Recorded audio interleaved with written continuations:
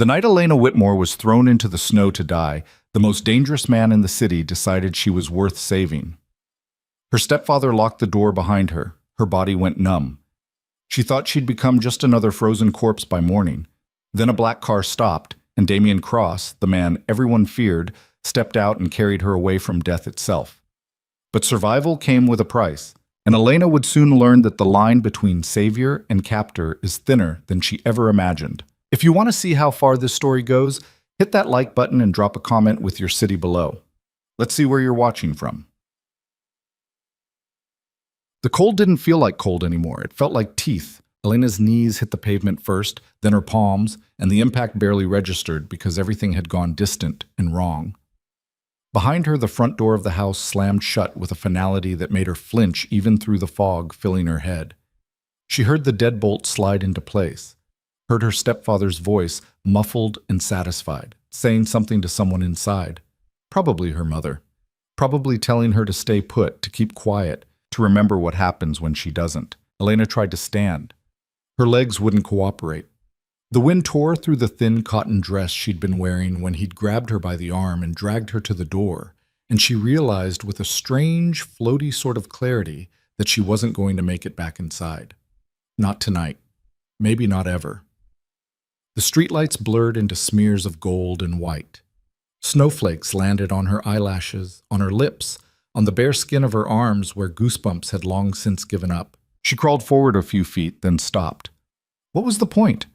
The neighbors wouldn't help. They never did. They'd learned years ago not to hear the screaming, not to see the bruises, not to ask questions that might bring Martin Whitmore's attention to their own doorsteps. Her fingers were blue. She stared at them, fascinated. She'd never seen her own hands look like that before. Somewhere far away, a car engine rumbled. Elena didn't look up. Couldn't. Her neck had stopped obeying her. And besides, what did it matter? Someone driving past, someone going home to warmth and safety, and all the things she'd stopped believing in years ago. Let them pass. Let them pretend they didn't see her. Everyone else did. But the engine didn't fade. It grew louder, closer, and then it stopped altogether. A car door opened. Footsteps, quick and purposeful, crunching through the snow. Jesus Christ! The voice was male, low, controlled in a way that suggested control didn't come easy. Elena felt hands on her shoulders, turning her over, and she wanted to tell whoever it was to leave her alone, to go away, to stop touching her because touch always hurt, and she was so tired of hurting. But her mouth wouldn't form the words. Can you hear me? She managed to focus on the face above her. Dark eyes, sharp features, expensive coat, a stranger. I'm calling an ambulance, he said, already reaching for his phone. No. The word came out as barely a whisper, but it came out. No hospital. You are freezing to death. He'll find me there. The stranger went very still. His eyes searched hers, and Elena saw something flicker in them, understanding maybe, or recognition of a particular kind of fear that couldn't be faked. Who will? She couldn't answer. Her teeth were chattering too hard. The stranger looked past her toward the house. Lights glowed in the windows, warm, golden, mocking. Then he looked back at her and his jaw tightened. My car's heated, he said. I'm taking you somewhere safe. Nowhere safe. Try me. He didn't wait for permission. He slid one arm under her knees, the other around her shoulders, and lifted her like she weighed nothing. Elena's head lolled against his chest. She could hear his heartbeat, steady and strong, and she thought distantly that it had been a long time since she'd been close enough to another person to hear something like that. The car was warm, blessedly, impossibly warm. He set her down in the passenger seat, and she immediately curled into herself, shaking so hard her bones felt like they might crack. He stripped off his coat and wrapped it around her, then got into the driver's seat and turned the heat up as high as it would go. What's your name? He asked as he pulled away from the curb. Elena. I'm Damian. He glanced at her. Elena what? Whitmore. She swallowed. Who are you? Someone who's going to make sure you don't die tonight. She wanted to laugh. The absurdity of it, being saved by a stranger with a nice car and a voice like gravel and silk, was almost too much. But laughing would take energy she didn't have, so she just closed her eyes and let the warmth seep into her skin. "Where are we going?" she asked after a while. "My place." "I don't know you." "No," Damien agreed. "But you know him, the one who'll find you at the hospital, and you know what happens if you go back to that house." He kept his eyes on the road. "So unless you've got a better option, you're coming with me." Elena didn't have a better option. She didn't have any options. She'd stopped having those 3 years ago, the day her father died and her mother married Martin Whitmore in a fog of grief and desperation. Martin, who'd seemed kind at first. Generous. A man who'd promised to take care of them, to give them stability, to be the husband and father they needed. It took 6 months for the mask to slip. The first time he hit her mother, Elena had threatened to call the police. Martin had smiled, that slow, cold smile that never reached his eyes, and asked her if she really thought anyone would believe her. He was a respected man, a businessman, a pillar of the community. And what was she? A 17-year-old girl with no proof, no witnesses, no one who'd take her word over his. He'd been right. She'd tried anyway. She'd called. She'd reported. She'd begged. They'd come to the house, those bored-looking officers, and they'd listened to Martin explain that his stepdaughter was troubled, acting out, making wild accusations because she resented him for marrying her mother. And they'd believed him. Of course they had. He was calm, reasonable, concerned. She was hysterical, desperate, clearly unstable. After that, things got worse. Martin didn't just hit anymore. He controlled. Every dollar, every movement, every breath. Elena's mother became a ghost, shuffling through the house with her eyes on the floor and her voice barely above a whisper. And Elena learned to be invisible, to stay out of his way, to swallow her rage and her fear and her hatred until they became a permanent knot in her chest. Tonight, she'd failed at being invisible. She'd made the mistake of asking for money, just $20, enough to replace the shoes that were falling apart, the ones she'd been wearing for 2 years because Martin wouldn't buy her new ones. He'd called her ungrateful, selfish, a burden he never should have taken on. Then he'd dragged her to the door and thrown her out into the snow. "We're here," Damien said, and Elena opened her eyes. The building in front of them was tall, sleek, the kind of place she'd only ever seen from a distance. Security cameras tracked their approach. A doorman stood at attention under a pristine awning. Damien pulled into an underground garage and parked in a spot marked Reserved Penthouse. Elena stared at him. "You live here?" "Yeah." "Who are you?" He turned off the engine and looked at her properly for the first time since they'd left the house. In the dim garage light, his face was all angles and shadows, handsome in a way that felt dangerous. "Does it matter?" he asked. "I need to know who just picked me up off the street." "Damien Cross." He said it like she should recognize the name. She didn't. He seemed almost relieved. "Come on, you need food, dry clothes, and about 12 hours of sleep." The penthouse was obscene, floor-to-ceiling windows overlooking the city, furniture that probably cost more than her mother's car, art on the walls that looked like it belonged in a museum. Elena stood dripping melted snow onto polished hardwood and felt like an intruder. "Bathroom's down the hall," Damien said, shrugging off his suit jacket. "Second door on the left. There's a robe on the back of the door. Get out of those wet clothes before you get hypothermia." Elena didn't move. He sighed. "I'm not going to hurt you." "Everyone says that." "Yeah, well..." He met her eyes. "I'm not everyone." She wanted to argue, but her body was screaming at her to get warm, to get dry, to stop shaking before her bones snapped. So she went. The bathroom was bigger than her bedroom. Heated floors. A shower with 6 different settings. Towels so thick and soft they felt like they'd never been used. Elena peeled off her wet dress with numb fingers and stepped into the shower, turning the water as hot as she could stand. The heat hurt. It hurt so much she gasped, but she stayed under the spray anyway, watching the water circle the drain and trying to remember how to breathe normally. When she finally got out, she found the robe Damien had mentioned, black silk, expensive, too big for her, and wrapped herself in it. Her reflection in the mirror was a mess. Wet hair plastered to her skull, hollow cheeks, eyes that looked too old for her 20-year-old face. She looked like someone who'd been drowning for years. When she came out, Damien was in the kitchen. He'd changed into dark jeans and a black sweater, and he was doing something with a pot on the stove that smelled like heaven. "Sit," he said, without looking up. She sat at the island, pulling the robe tighter around herself. "Soup," he said, setting a bowl in front of her. "It's just chicken and rice. Nothing fancy." Elena stared at it. When was the last time someone had cooked for her? She couldn't remember. "Eat," Damien said. It wasn't a suggestion.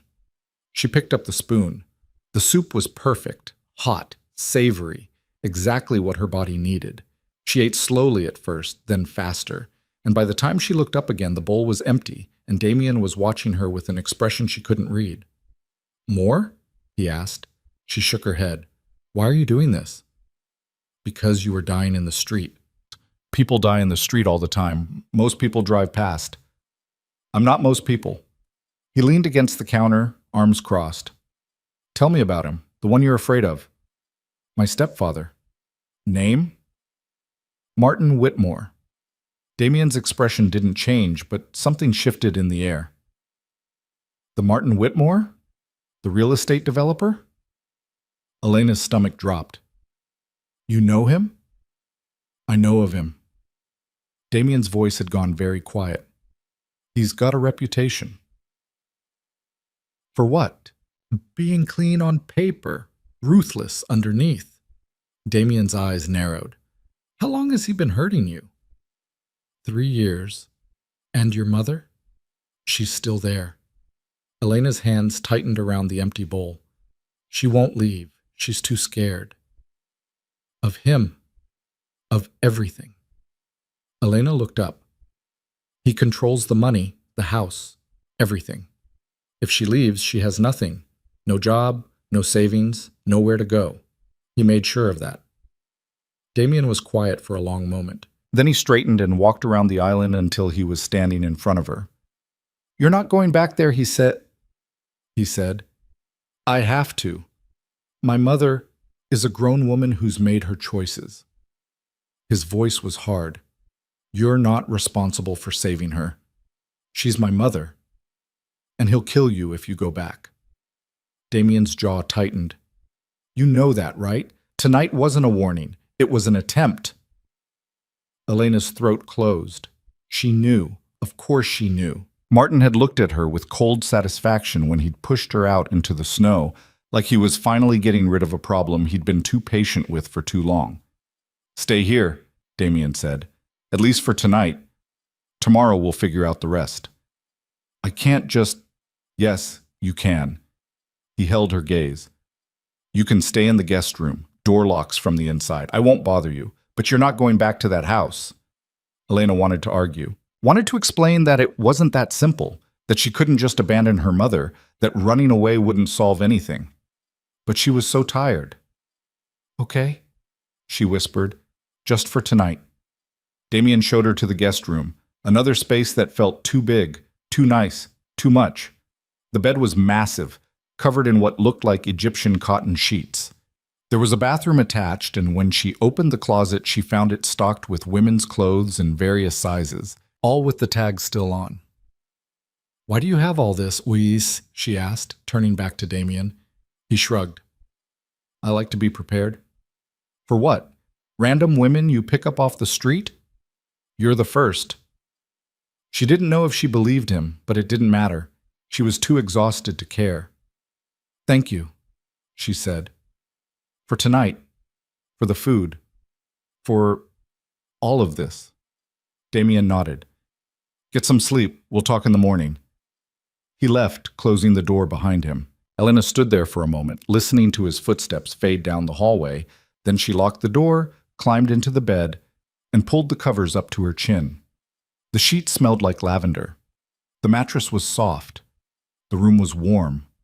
Elena closed her eyes and waited to feel safe. It didn't come.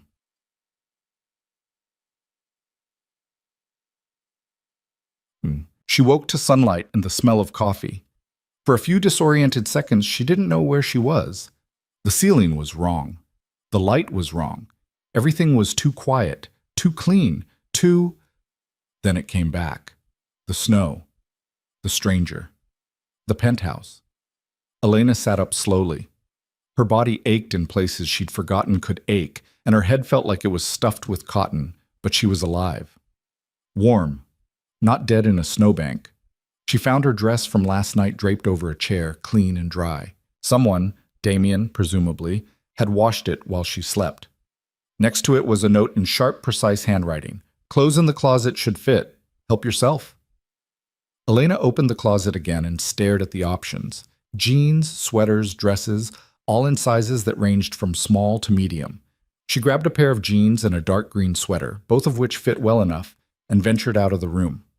Damien was in the kitchen again, standing at the stove with a newspaper spread out on the counter. He looked up when she entered. "Coffee, Aunt?" he asked. "Please." He poured her a cup and slid it across the island. Elena wrapped her hands around it and breathed in the steam. "How'd you sleep?" Damien asked. "Better than I expected." It was true. Once exhaustion had finally pulled her under, she'd slept hard and dreamless. "You?" "Fine." He was lying.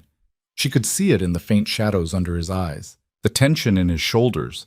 He'd probably been up half the night doing, what, researching Martin, planning something, or just standing guard like he thought she might bolt in the middle of the night. "I need to go back," Elena said, "just to check on my mother, to make sure she's okay." Damien's expression went flat. "No. She's alone with him. After what he did to me, he might hurt her worse if you show up." Damien set his coffee down. "Think about it. You disappeared last night. He doesn't know where you are, doesn't know if you're alive or dead, doesn't know if you went to the police. Right now he's scared. Scared men make mistakes. If you walk back in there, you give him control again. So I'm just supposed to leave her?" "No." Damien picked up his phone. "You're supposed to let me handle it."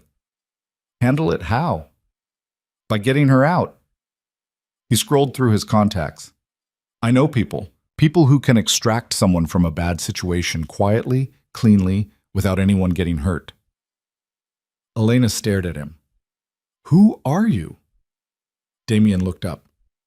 "I told you, Damien Cross." "That's not an answer." He studied her for a moment, then set the phone down. "You really don't know, do you?" "Know what?" "My name." He almost smiled. "Most people in this city know my name. I've been a little busy surviving to pay attention to local celebrities." "I'm not a celebrity." Damien leaned against the counter. "I'm a businessman. I own things, properties, companies, interests in various ventures. Some of them are more legitimate than others." Elena's stomach sank. "You're a criminal. I'm a pragmatist." He didn't look ashamed. "I operate in gray areas because that's where things get done. I have resources your stepfather doesn't, and I have people who are very good at solving problems. Why would you help me? You don't even know me." "I know enough." "You know nothing. I know you were dying in the snow and no one else stopped." Damien's voice was quiet but intense. "I know your stepfather is a piece of shit who's been terrorizing you and your mother for years. I know you're scared and alone and you think you don't have options." He straightened. "And I know that I can give you those options. If you let me." Elena set her coffee down with shaking hands. "What do you want in return?" "Nothing. Nobody helps for nothing." "I do." "Why?" Damien looked at her for a long moment. "Because I've seen what happens when no one helps, and I've got the means to do something about it, so I am." It was the most ridiculous thing Elena had ever heard. Men like him, rich, powerful men who operated in gray areas, didn't just help people out of the goodness of their hearts. There was always an angle, always a price, but what choice did she have? "If you get my mother out," she said slowly, "where would she go?" "Here, or somewhere else safe." "Your choice." "And Martin?" "What about him?" "You can't just leave him alone. He'll come after us. He'll find us. He always does." Damien's expression went cold. "Not if he can't." "What does that mean?" "It means I can make sure he's no longer a problem." He said it casually, like he was discussing the weather. "Permanently, if necessary." Elena's breath caught. You're talking about killing him.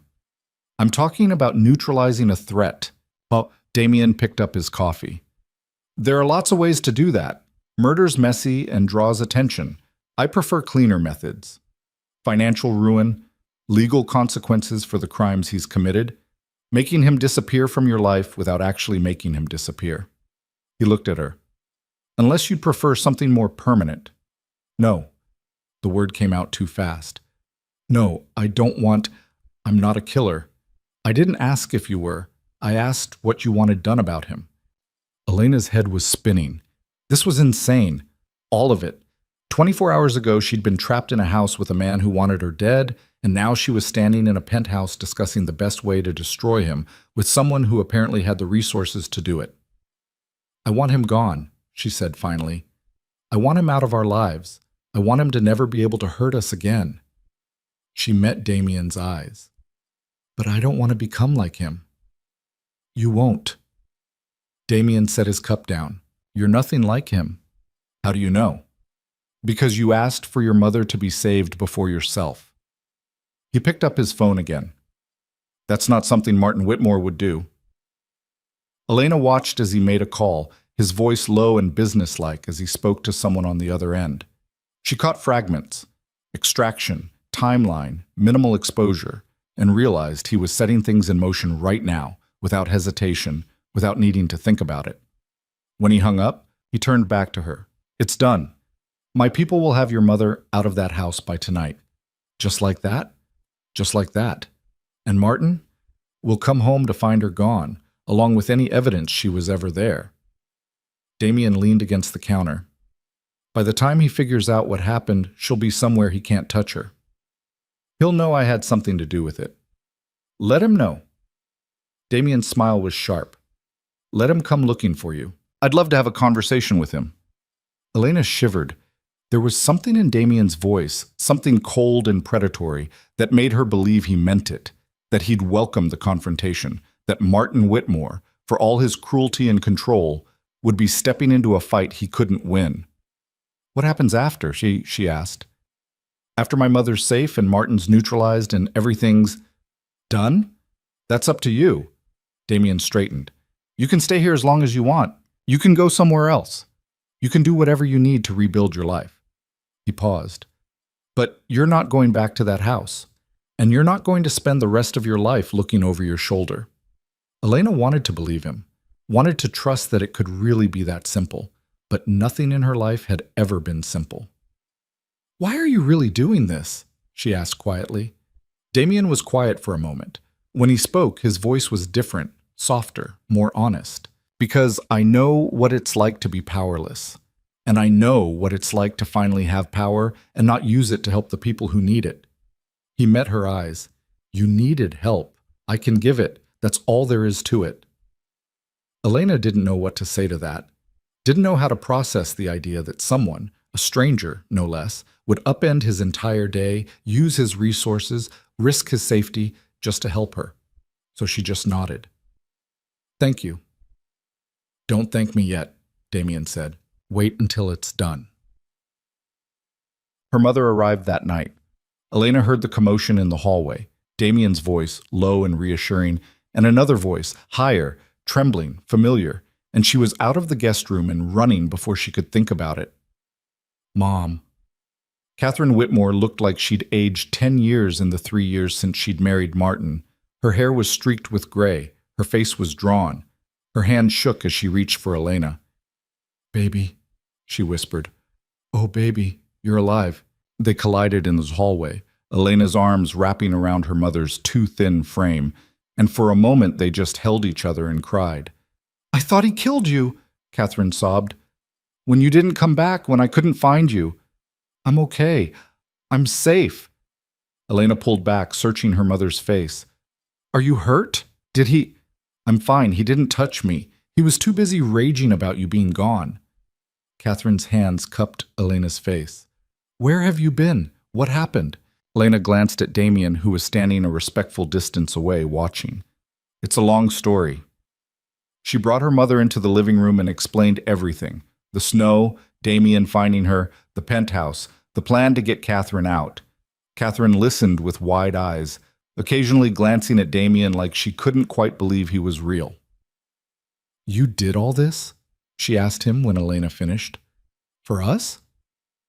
"Yes," Damien said simply. "Why?" "Because your daughter needed help." Catherine's eyes filled with tears again. "I don't know how to thank you." "You don't need to." Damien stood. "You're both safe here. That's all that matters." He left them alone after that, retreating to his study to give them space. Elena and her mother sat on the couch, hands clasped, trying to process everything that had happened in the last 24 hours. "This place is incredible," Catherine said, looking around. "He must be very wealthy." "I think he is." "And he just picked you up off the street?" "Yeah." Catherine was quiet for a moment. "Elena, sweetheart, you need to be careful. Men like that, men with money and power, they don't do things for free. There's always a price." "I know." Elena had thought the same thing. "But so far he hasn't asked for anything. So far." "Mom, I'm just saying, be careful." Catherine squeezed her hand. "I don't want you trading one prison for another." Elena wanted to argue, to defend Damien, to explain that he wasn't like Martin, but she didn't know that for sure. She didn't know anything about him except that he'd saved her life and seemed willing to destroy her stepfather without blinking. "I'll be careful," she promised. They talked late into the night about Martin, about the years of fear and control, about how Catherine had wanted to leave but couldn't figure out how, about how grateful she was that Elena had survived, about how terrified she was of what came next. Finally, Elena showed her mother to another guest room and left her to sleep. Then she went looking for Damien. She found him in his study, sitting behind a massive desk with a glass of whiskey and a file folder spread out in front of him. "What's that?" Elena asked from the doorway. Damien looked up. "Everything I could find on Martin Whitmore in the last 12 hours. "And?" "He's worse than I thought." Damien gestured to the folder. "Tax evasion, fraud, bribery, assault charges that got buried. And that's just what I found with a few phone calls." He leaned back. "Your stepfather's been operating with impunity for a long time, but that ends now." Elena stepped into the room. "What are you going to do?" "Expose him. Every crime, every shady deal, every skeleton in his closet." Damien's eyes were hard. "By the time I'm done, he won't have a business, a reputation, or a future." "That could take months. Weeks, if I'm efficient." He studied her. "Why? Do you want it done faster?" "I want him gone." Elena wrapped her arms around herself. "I want to know he can never hurt us again." "He won't." Damien stood and walked around the desk. "I promise you that." He was close now, close enough that Elena could see the flecks of gold in his dark eyes, close enough that she could smell his cologne, something expensive and subtle. Close enough that she should have felt threatened. She didn't. "Why do I trust you?" she asked quietly. "I don't know." Damien's voice was just as quiet. "But I'm glad you do." They stood there for a moment, the air between them charged with something Elena didn't have a name for. Then Damien stepped back, breaking the spell. "You should get some sleep," he said. "Tomorrow we start planning your next move." "What next move?" "Whatever you want it to be." He picked up his whiskey. "You're free now, Elena. Start thinking about what that means." Elena left the study with her heart pounding and her mind racing. Free. The word felt foreign, impossible. She'd been trapped for so long she didn't know how to be anything else. But as she climbed into the enormous bed in the guest room and pulled the covers up to her chin, she thought maybe, just maybe, she could learn. Elena woke to voices arguing in the hallway. She checked the clock, barely past 7, and dragged herself out of bed, still wearing yesterday's borrowed clothes. The voices grew clear as she approached the door, her mother's voice tight with anxiety, and Damien's measured but firm. "You can't just keep us here like prisoners," Catherine was saying. "I'm not keeping you anywhere. You're free to leave whenever you want." "Then I want to leave. I want to go back and get my things. And I want Elena and I to find our own place." "Catherine," Damien's voice dropped lower. "If you go back to that house, he'll be waiting." Elena opened the door. Both of them turned to look at her. "Mom, What's going on? Catherine's face was flushed. This man thinks he can tell us what to do. I'm trying to keep you alive, Damien said flatly.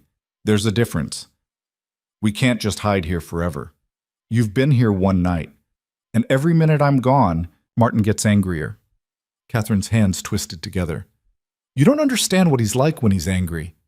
I understand perfectly. Damien crossed his arms. Which is why you're not going anywhere near him until he's neutralized. Neutralized? Catherine repeated bitterly. You keep saying that like it means something, but men like Martin don't get neutralized. They get meaner. Elena stepped between them. Mom, please, just listen to him. I've been listening. He wants to wage some kind of war against your stepfather, and he wants us to sit here and wait while he does it.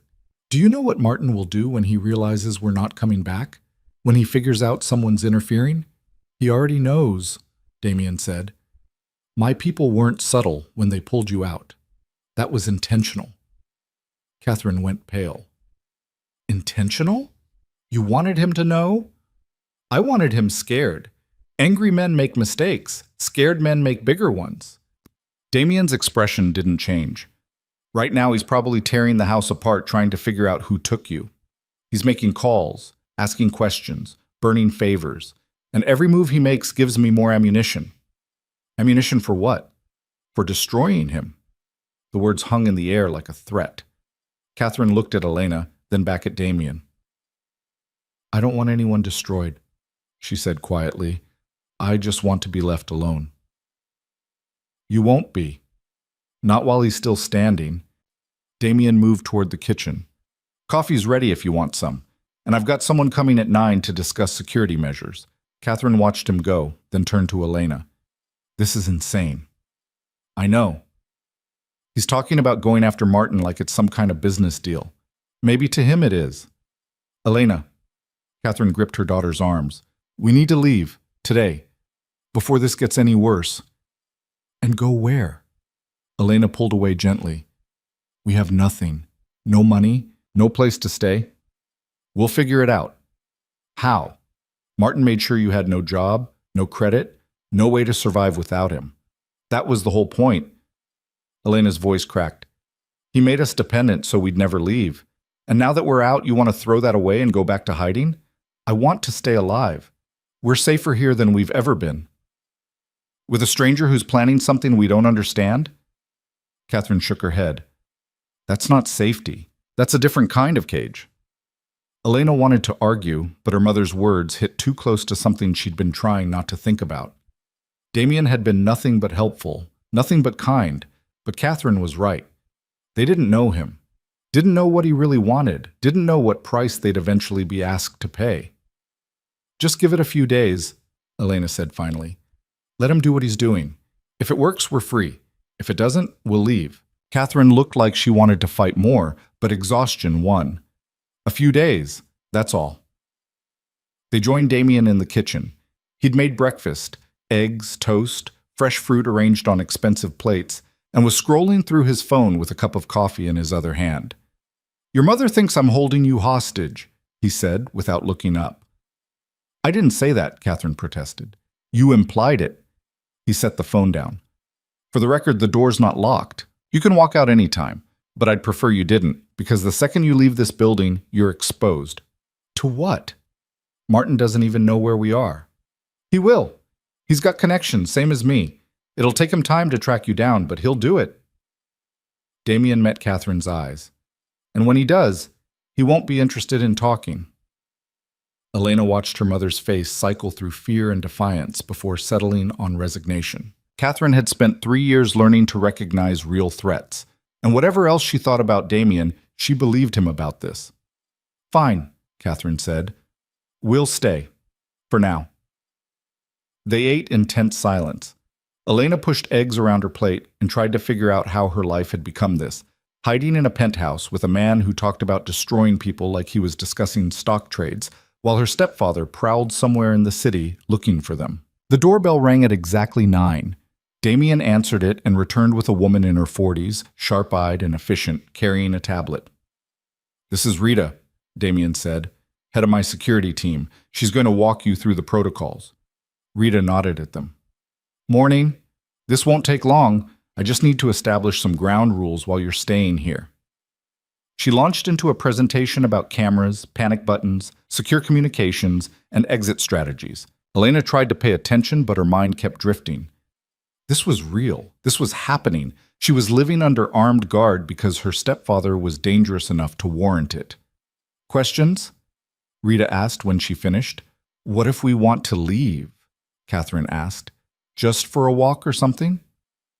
You'll need an escort. One of my people will accompany you. So we are prisoners. You're protected. Rita's voice was patient but firm.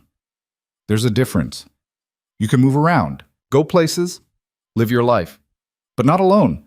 Not until the threat's neutralized. That word again. Neutralized. Like Martin was a bomb that needed defusing. Rita left after making them download some kind of secure messaging app and testing the panic buttons hidden in various rooms. When she was gone, Catherine disappeared into her room without a word. Elena stayed in the kitchen with Damien.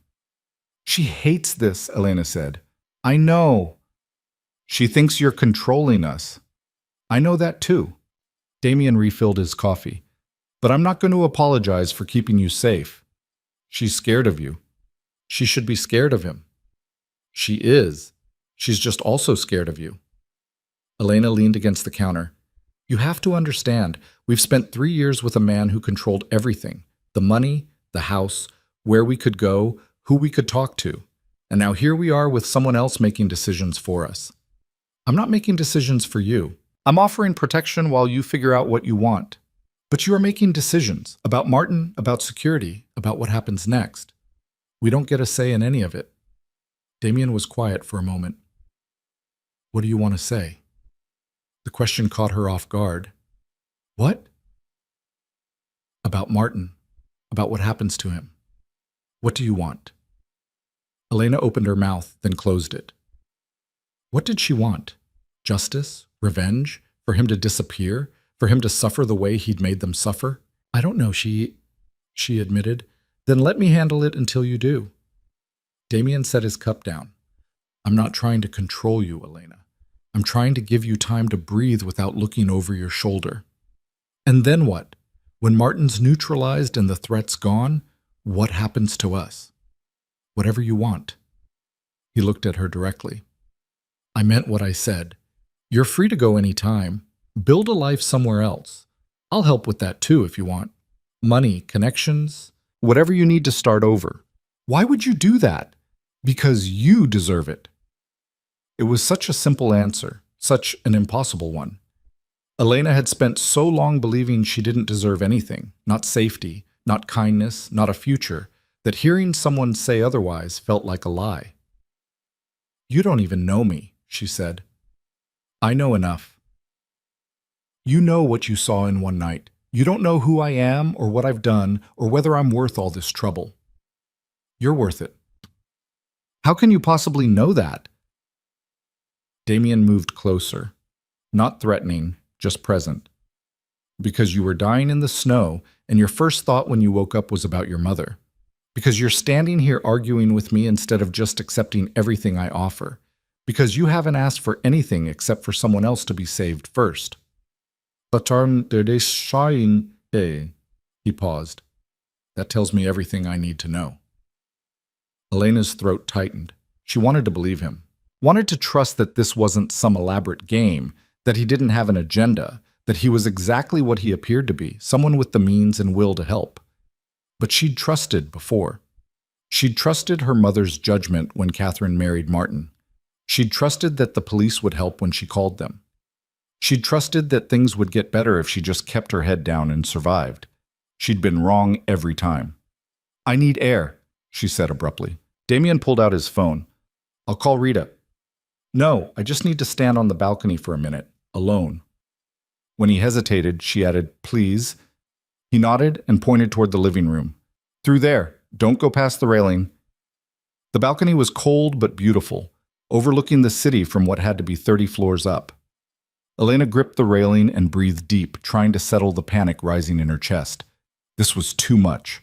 All of it. The penthouse, the security, Damien's casual promises to destroy a man who'd made their lives hell for 3 years. It felt unreal, like she'd wake up any second back in her tiny bedroom in Martin's house, with bruises forming and nowhere to go. But the railing under her hands was solid. The wind was real.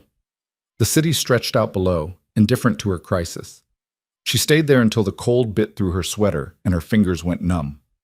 When she came back inside, Damien was on the phone, speaking in low tones to someone about accounts and transfers and legal exposure. He glanced at her, held up one finger, just a minute, and finished the call. "Better?" he asked. "Not really. Want to talk about it?" "Not really." He almost smiled. "Fair enough." They spent the rest of the morning in careful silence. Catherine emerged eventually, looking tired but calmer, and the three of them navigated around each other like strangers forced to share too close quarters. Which, Elena supposed, they were. Around noon, Damien's phone rang. He looked at the screen and his expression shifted into something harder. "I need to take this," he said, and disappeared into his study. Elena and Catherine exchanged looks. "Something's happening," Catherine said. "Yeah." They waited. 5 minutes passed. 10. Then Damien emerged, his face unreadable. "Martin's made his move," he said. Elena's stomach dropped. "What kind of move?" "He filed a missing persons report this morning. Told the police you're mentally unstable and he's concerned for your safety." Damien's jaw tightened. He's also claiming Catherine's suffering from some kind of breakdown and needs medical intervention. "That's a lie?" Catherine said immediately. "I know, but it gives him cover to look for you, and it makes anyone who helps you look like they're interfering with a welfare check." "So what do we do?" Elena asked. "We beat him to it." Damien pulled up something on his phone. "I've got a lawyer drafting a restraining order right now. We'll file it this afternoon along with a statement detailing the abuse, photos of your injuries, medical records if you have them, testimony from anyone who witnessed what he did." "I don't have photos," Elena said. "He was always careful. No marks where anyone could see." "But your mother does.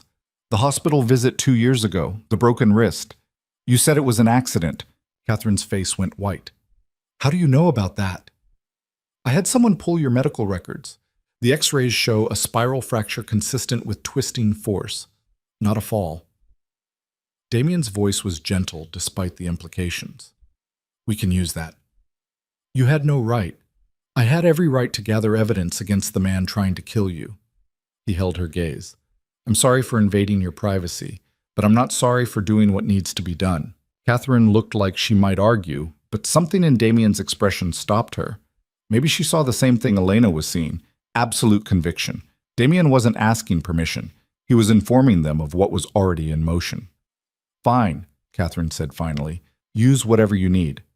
I'll need you to make a statement, both of you. Everything he did, every threat, every time he hurt you or made you afraid." Damien's expression softened slightly. "I know it's not easy, but it's necessary." They spent the afternoon with Damien's lawyer, a sleek woman named Miranda, who asked questions in a calm, clinical voice that somehow made the horror of answering them bearable. Elena talked about the first time Martin hit her mother, about the night he locked her in the basement for talking back, about the bruises, the threats, the systematic isolation that cut them off from anyone who might help. Catherine cried through most of her statement. Elena stayed dry-eyed and factual, disconnected from her own words like she was describing something that happened to someone else. When it was done, Miranda closed her laptop. "This is strong, very strong. I'll have the restraining order filed within the hour." "How long until it's active?" Damien asked. "Emergency order should be granted by tonight. Full hearing in 2 weeks." Miranda stood. "In the meantime, if he tries to contact either of you, document everything. Messages, calls, anything." She left. Elena felt hollowed out, like the act of speaking everything aloud had carved something essential out of her chest. "You did well," Damien said quietly. "I don't feel like I did well. I feel like I just signed our death warrant." "You signed his." He moved to the window. "By tomorrow morning, Martin Whitmore will have a restraining order against him and a paper trail of abuse that'll follow him for the rest of his life. His reputation is about to take a hit it won't recover from. You don't know that. I do. He turned back. I've seen this before. Men like him rely on silence, on victims being too scared to speak up. You just spoke up, loudly, and now everyone's going to hear it. Elena wanted to believe him, but she'd seen Martin talk his way out of things before. Seen him smile and charm and convince people that he was the victim, that she and her mother were the problem. He won't go down easy, she said. I'm counting on it. Damien's smile was sharp. The harder he fights, the more he'll expose himself. That night, Elena couldn't sleep. She lay in the guest room bed and stared at the ceiling, replaying every word of her statement, every detail she'd given Miranda. Had she said enough? Too much? Would anyone believe them? Around 2 a.m, she gave up and went to the kitchen for water. Damien was already there, standing at the window with a glass of whiskey. Can't sleep either? She asked. Don't usually sleep much. He glanced at her. You okay? No? There was no point lying. I keep thinking about what happens when he reads that restraining order, when he sees what we said about him. He'll be angry. That's what I'm afraid of. Damien set his glass down. Elena, look at me. When she did, his expression was intense. He can't touch you. Not here, not anywhere I have reach. And that's most of the city. You can't watch us every second. No, but I can make sure that anyone who tries to get to you regrets it. There was something in his voice, something cold and certain, that made Elena believe him. She'd seen glimpses of it before, that hardness underneath the careful courtesy, but now it was right at the surface. Who are you really? She asked. Not just a businessman. People don't have this kind of power, this kind of reach just from owning properties. Damien was quiet for a long moment. You want the truth? Yes. I run an organization. We deal in information, influence, and occasionally force. We operate in spaces where the law is too slow or too corrupt to be effective. We solve problems that can't be solved through normal channels. He met her eyes. Some people call it a criminal enterprise. I call it pragmatic. Elena should have been horrified, should have been planning her exit, should have been grabbing her mother and running as far and fast as they could. Instead, she felt something like relief. So you're actually dangerous, she said. Very. And Martin has no idea what he's walking into. No idea at all. Damien picked up his whiskey again. He thinks he's dealing with some boyfriend you ran to. Maybe a lawyer you hired. He doesn't know what I am or what I'm capable of. Will you kill him? The question hung between them. Damien didn't flinch. If I have to, he said finally. If he becomes a threat that can't be contained any other way. But I'd prefer not to. Dead men become martyrs. Destroyed men become examples. Examples of what? What happens when you hurt people I've decided to protect? Elena's breath caught. Is that what we are?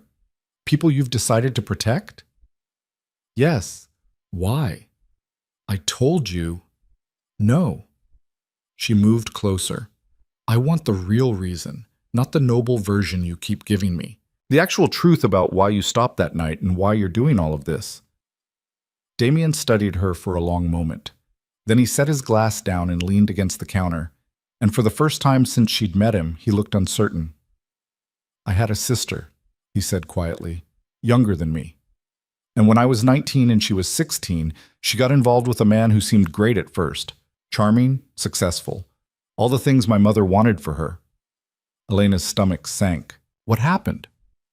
What always happens with men like that? He isolated her, controlled her, hurt her when she didn't comply. And by the time we realized what was happening, she was in too deep to leave. His jaw tightened. I tried to get her out, offered her money, a place to stay, protection. She said she'd handle it herself, that she didn't need my help. And one night he beat her bad enough that she ended up in the hospital. She told the doctor she fell down the stairs. They didn't believe her, but they couldn't prove anything, and she wouldn't testify against him. Damien's voice went flat. 2 weeks later, she was dead. Overdose. Official ruling was accidental, but I knew better. She'd given up. Decided death was easier than fighting. Elena felt tears burning in her eyes. I'm sorry. I'm not telling you this for sympathy. I'm telling you so you understand. He looked at her directly. When I saw you in the snow that night, freezing, abandoned, alone, I saw her. And I decided I wasn't going to drive past this time. I wasn't going to let someone else's sister die because I didn't do enough. So this is about her, about what you couldn't save. Yes. He didn't apologize for it. Maybe that's selfish. Maybe I'm using you to fix something I can't actually fix. But it doesn't change the fact that you need help, and I can provide it. Elena didn't know what to say. The raw honesty of it, the admission that his motives weren't entirely pure, should have made her trust him less. Instead, it made him feel real for the first time.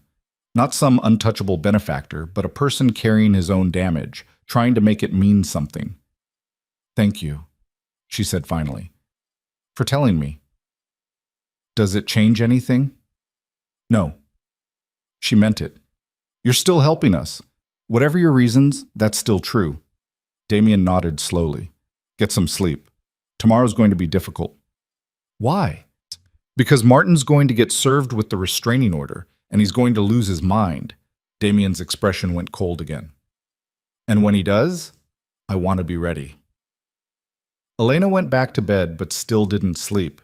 She lay there thinking about Damien's sister, about Catherine, about all the women who got trapped in cycles they couldn't escape, about how she'd almost become another statistic, another body found too late. But she hadn't. She'd survived. And now she had someone with the resources and ruthlessness to make sure she stayed that way. That should have scared her more than it did. Morning came with chaos. Elena woke to raised voices and stumbled out to find Catherine standing in the living room, phone in hand, face pale. He's calling, she said. Martin, he's calling, and I don't know what to do. Damien appeared from somewhere, already dressed. Don't answer. Let it go to voicemail. He's left 6 messages already. Good. We'll document all of them. He held out his hand. Let me see. Catherine handed over the phone with shaking hands. Damien scrolled through the call log, then put it on speaker and played the most recent voicemail. Martin's voice filled the room, tight with barely controlled rage. Catherine, pick up the phone. I know you can hear this. Whatever lies that girl has told you, whatever poison she's put in your head, you need to come home right now. We can fix this. We can work through it, but you need to come home. A pause, then his voice dropped lower, more dangerous. If you don't come back, I will find you. And when I do, you're going to regret running, both of you. The message ended. Elena felt ice in her veins. That's a violation of the restraining order, Damien said calmly. I'll forward this to Miranda. He sounds angry, Catherine whispered. He sounds scared. Damien deleted the message. He's losing control, and he knows it. That makes him dangerous, but it also makes him sloppy. The phone rang again. Martin's name flashed on the screen. Don't answer, Damien repeated. Let him dig his own grave. They listened as the phone rang and rang, then went to voicemail. Another message, this one even angrier.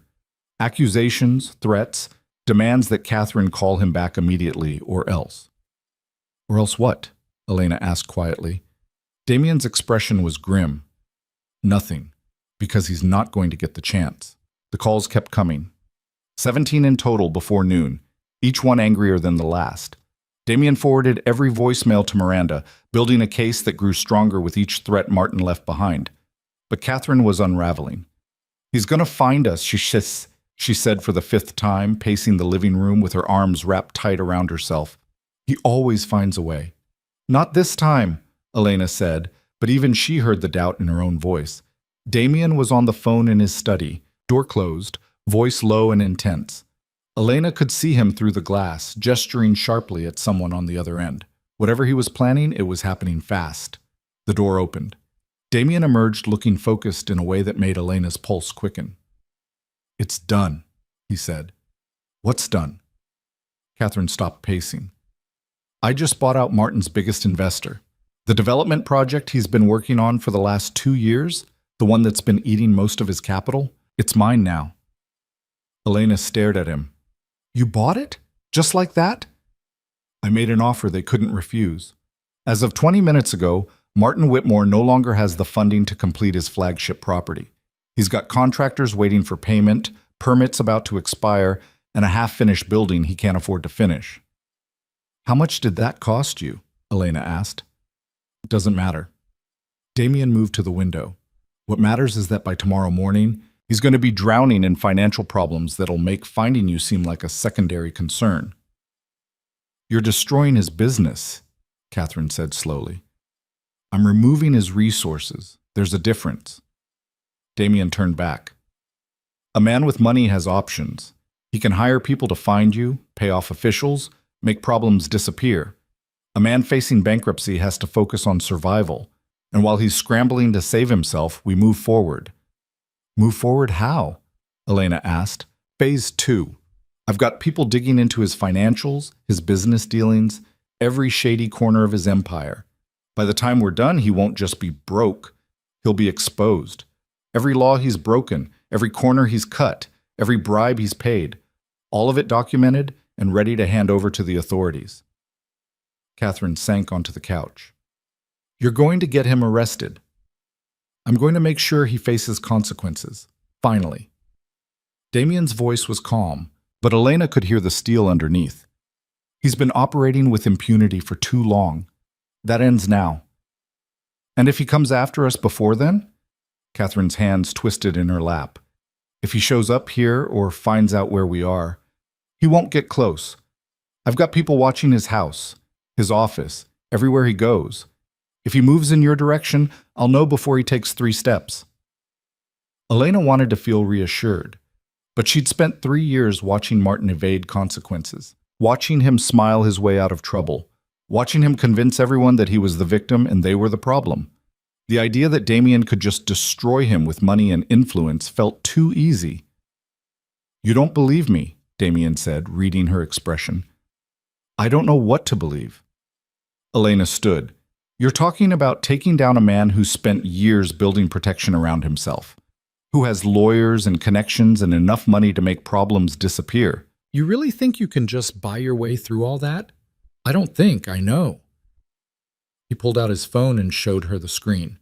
It was an email from someone named Marcus, time-stamped 10 minutes ago. Elena scanned it quickly. Something about accounts, frozen assets, pending investigations. What is this? She asked. Proof that I'm not just talking. Damien pocketed the phone.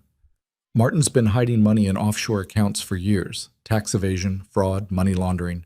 I've got evidence of all of it. And as of this morning, the IRS has an anonymous tip with enough documentation to start a full audit. Catherine made a small sound. The IRS? They don't care who you know or how charming you are. They care about money and whether you've been honest about it. Martin hasn't. Damien's smile was sharp. He's about to have a very bad year. Elena felt something shift inside her.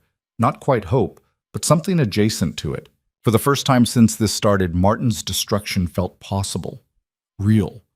Not just a fantasy she'd nursed during the worst nights, but an actual outcome that might happen. How long? She asked. Until he's finished? Depends on how hard he fights. Could be weeks, could be months. Damien met her eyes. But it'll happen. I promise you that. The rest of the day passed in tense waiting. Martin called 6 more times, left 3 more voicemails, each one more desperate than the last. Elena listened to one where he actually cried, begging Catherine to come home, saying he couldn't live without her, that he'd change, that things would be different. He sounds pathetic, Elena said. He sounds cornered. Damien deleted the message, which is exactly where I want him. That night, Elena dreamed about snow, about lying in the street, about the cold eating into her bones, about Martin's face in the window watching her die with satisfaction. She woke gasping, heart racing, sheets tangled around her legs. The clock read 3 a.m. She lay there trying to calm down, but sleep felt impossible. Finally, she gave up and went to the kitchen. Damien was there again, same spot by the window, same glass of whiskey. He looked up when she entered. Bad dreams? He asked. How did you know? You have the look. He gestured to the cabinet. There's tea if you want something warm. Elena made herself chamomile and joined him by the window. The city was quieter at this hour. Fewer lights, less movement. Almost peaceful. "Does it get easier?" she asked. "The nightmares?" "Eventually. Or you learn to live with them." Damien took a sip. "My sister used to have them. Even after she left him the first time, she'd wake up screaming. Did they ever stop?" "I don't know. She didn't live long enough for me to find out." The words hung heavy between them. Elena wanted to say something comforting, but what was there to say? His sister was dead. Martin had almost killed her. No amount of pretty words could change those facts. "I keep thinking about what happens after," Elena said instead. "When Martin's destroyed and we're safe and all of this is over, what do we do then?" "Whatever you want." "That's not an answer." "It's the only one I have." Damien turned to face her. "I can give you safety, resources, a fresh start, but I can't tell you what to do with it. That's your choice." "What if I don't know how to choose? What if I've spent so long surviving that I don't remember how to actually live?" "Then you learn." He said it simply, like it was the most obvious thing in the world. You try things, you fail at some of them, you figure out what you want and what you don't. That's what everyone does. Everyone didn't spend 3 years in a prison disguised as a house. No, but everyone's got their own kind of prison. Yours was just more obvious. Well, Damien set his glass down. "You're not broken, Elena. You're not ruined. You're just someone who survived something terrible, and now you get to decide what comes next." Elena wanted to believe him, but the weight of those years, the constant fear and vigilance and suppression of anything that might provoke Martin's rage, felt like it had fundamentally changed something inside her. Like she'd lost the part of herself that knew how to want things, how to dream beyond just making it to tomorrow. "What if I can't?" she asked quietly. "Can't what?" "Decide. Move forward. Be normal. Then you'll figure that out too." He moved closer. "There's no timeline on this, Elena. No deadline for when you're supposed to have your life together. You survived. That's enough for now." Something in his voice, the gentleness, the certainty, made Elena's throat tighten. She'd spent so long being told she wasn't enough, wasn't grateful enough, wasn't quiet enough, wasn't anything enough. Hearing someone say survival was sufficient felt revolutionary. "Thank you," she managed. "For what? For not expecting me to be fine." Damien's expression softened. "You don't have to be fine. You just have to be here." They stood there for a moment, the silence comfortable now instead of tense. Then Elena finished her tea and went back to bed, and this time when she closed her eyes, the nightmares stayed away. Morning brought news. Miranda called at 8 with an update that had Damien's expression shifting from neutral to satisfied in seconds. "The restraining order's been granted," he said after hanging up. "Martin's been officially served. He's not allowed within 500 feet of either of you. Can't call, can't text, can't make any kind of contact." "Will he follow it?" Catherine asked. "Doesn't matter if he will. What matters is we'll know if he doesn't." Damien pulled up something on his phone. "I've also got confirmation that the IRS has opened an investigation. They move faster than I expected." "How fast?" Elena asked. "They executed a search warrant on his office this morning. Seized his computers, his files, everything." Damien showed her the news alert on his screen. Local developer Martin Whitmore under investigation for tax fraud. "It's already public." Elena read the article twice, hardly believing the words. Martin's face stared out from the photo, that same confident smile he used when he wanted people to trust him. But now it looked different, desperate, fake. "He's going to know you did this," Catherine said. "I'm counting on it." Damien pocketed his phone. "Let him know. Let him realize he picked a fight with someone who fights back." "You're enjoying this," Elena said. It wasn't quite an accusation. "I'm enjoying watching a predator get what he deserves." "Yes." Damien didn't apologize for it. He spent years hurting people who couldn't fight back. Now he's up against someone who can. That's justice. Justice would be him in jail. He will be. This is just the beginning. Damien moved toward his study. "I've got calls to make. Stay inside today. I don't want either of you visible until we know how Martin's going to react." He disappeared behind the glass door. Elena and Catherine were left alone in the too big living room, watching the city wake up through windows that felt like a barrier between them and the rest of the world. "This is really happening," Catherine said softly. "Yeah." "He's actually being held accountable." "Yeah." "I never thought I'd see it." Catherine's eyes filled with tears. "All those years, all that suffering, and I thought he'd just keep getting away with it forever." Elena reached for her mother's hand. "He's not getting away with anything anymore." They sat together on the couch, watching the news cycle through stories about Martin's investigation. Tax fraud, possible money laundering, allegations of financial misconduct dating back years. Each headline felt like vindication, like proof that they hadn't been crazy to be afraid, hadn't been weak for not fighting back sooner. By noon, Martin's lawyer had released a statement denying all charges and calling the investigation a political witch hunt. By 2, another article appeared detailing complaints from contractors who claimed Martin had cheated them out of payment.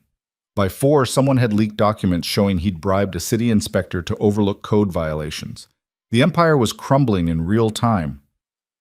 Damien emerged from his study around 5, looking tired but satisfied. "It's working better than I hoped. Every outlet in the city's running stories about him. His reputation's destroyed." "Good," Elena said, and meant it. "There's something else." Damien's expression shifted. "He tried to access his accounts this afternoon. Found out they've been frozen pending the investigation. He's officially broke as of 3 hours ago." "All of his money?" Catherine asked. "Everything I could find. There might be some hidden somewhere, but not enough to matter. He can't pay his lawyers, can't make bail if charges are filed, can't do anything except watch his life fall apart." Elena felt a fierce satisfaction burn through her. This was what she'd wanted, not just freedom, but consequences. Martin facing the reality of what he'd done without any escape route, without any way to charm or buy or threaten his way out of it. "What happens now?" she asked. "Now we wait for the criminal charges. The evidence I provided should be enough for the DA to move forward. Could take a few weeks, but it'll happen."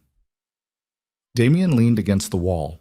In the meantime, he's powerless, broke, isolated, and under investigation. He can't touch you. "You sound certain." "I am certain." He met her eyes. "This is over, Elena. You won. You both did." Catherine started crying again, but this time they were different tears. Relief instead of fear, hope instead of despair. Elena felt her own eyes burning, but blinked it back, not ready to let go yet, not ready to believe it was really finished. That night, Martin called one last time. The phone rang at 11, his name flashing on the screen. Damien put it on speaker. "Catherine. Elena." Martin's voice was ragged, defeated. "I know you're listening. I know you're together. And I know you think you've won." No one answered. "I made mistakes. I know that. I was too harsh sometimes, too controlling, but everything I did because I cared, because I wanted what was best for this family." He paused. "I'm sorry for all of it. If you just come home, we can fix this. We can start over, please." The desperation in his voice was almost convincing. Almost. Elena had heard this before, the apologies, the promises, the claims that things would change. They never did.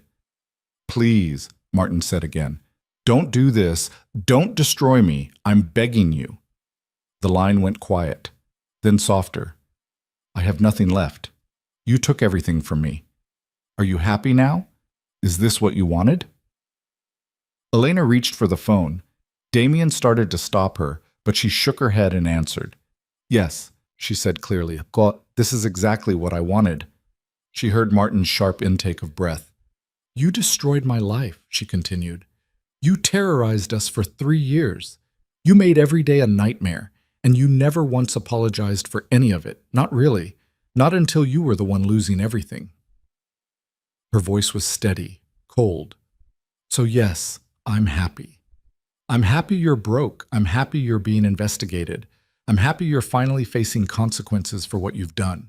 Elena, I'm not finished." She gripped the phone tighter. You threw me out in the snow to die. You threatened my mother. You controlled every aspect of our lives because it made you feel powerful. Well, you're not powerful anymore. You're nothing, and that's exactly what you deserve." Silence on the other end. Then Martin's voice, harder now, the desperation replaced by rage. "You're going to regret this, both of you.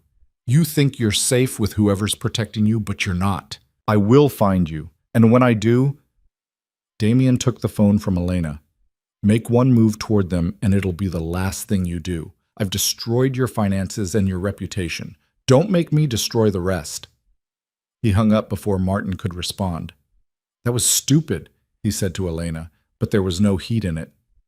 "You just provoked him." "I don't care." Elena's hands were shaking. "I needed him to know. Needed him to understand that we're not afraid anymore. You should be afraid. Cornered men do desperate things. Let him do desperate things. You said yourself he's powerless. Powerless isn't the same as harmless." Damien set the phone down. "I'm doubling security tonight. No one comes near this building without me knowing about it." Catherine looked pale. "You think he'll try something?" "I think he's got nothing left to lose, which makes him dangerous." Damien pulled out his phone and started typing. "Rita's putting extra people on the entrances. We'll be fine." But Elena could see the tension in his shoulders, the way his jaw had tightened. He was worried, maybe not scared, but definitely concerned about what Martin might do now that he'd been pushed completely over the edge. "I shouldn't have answered," Elena said quietly. "No, you shouldn't have." Damien looked up.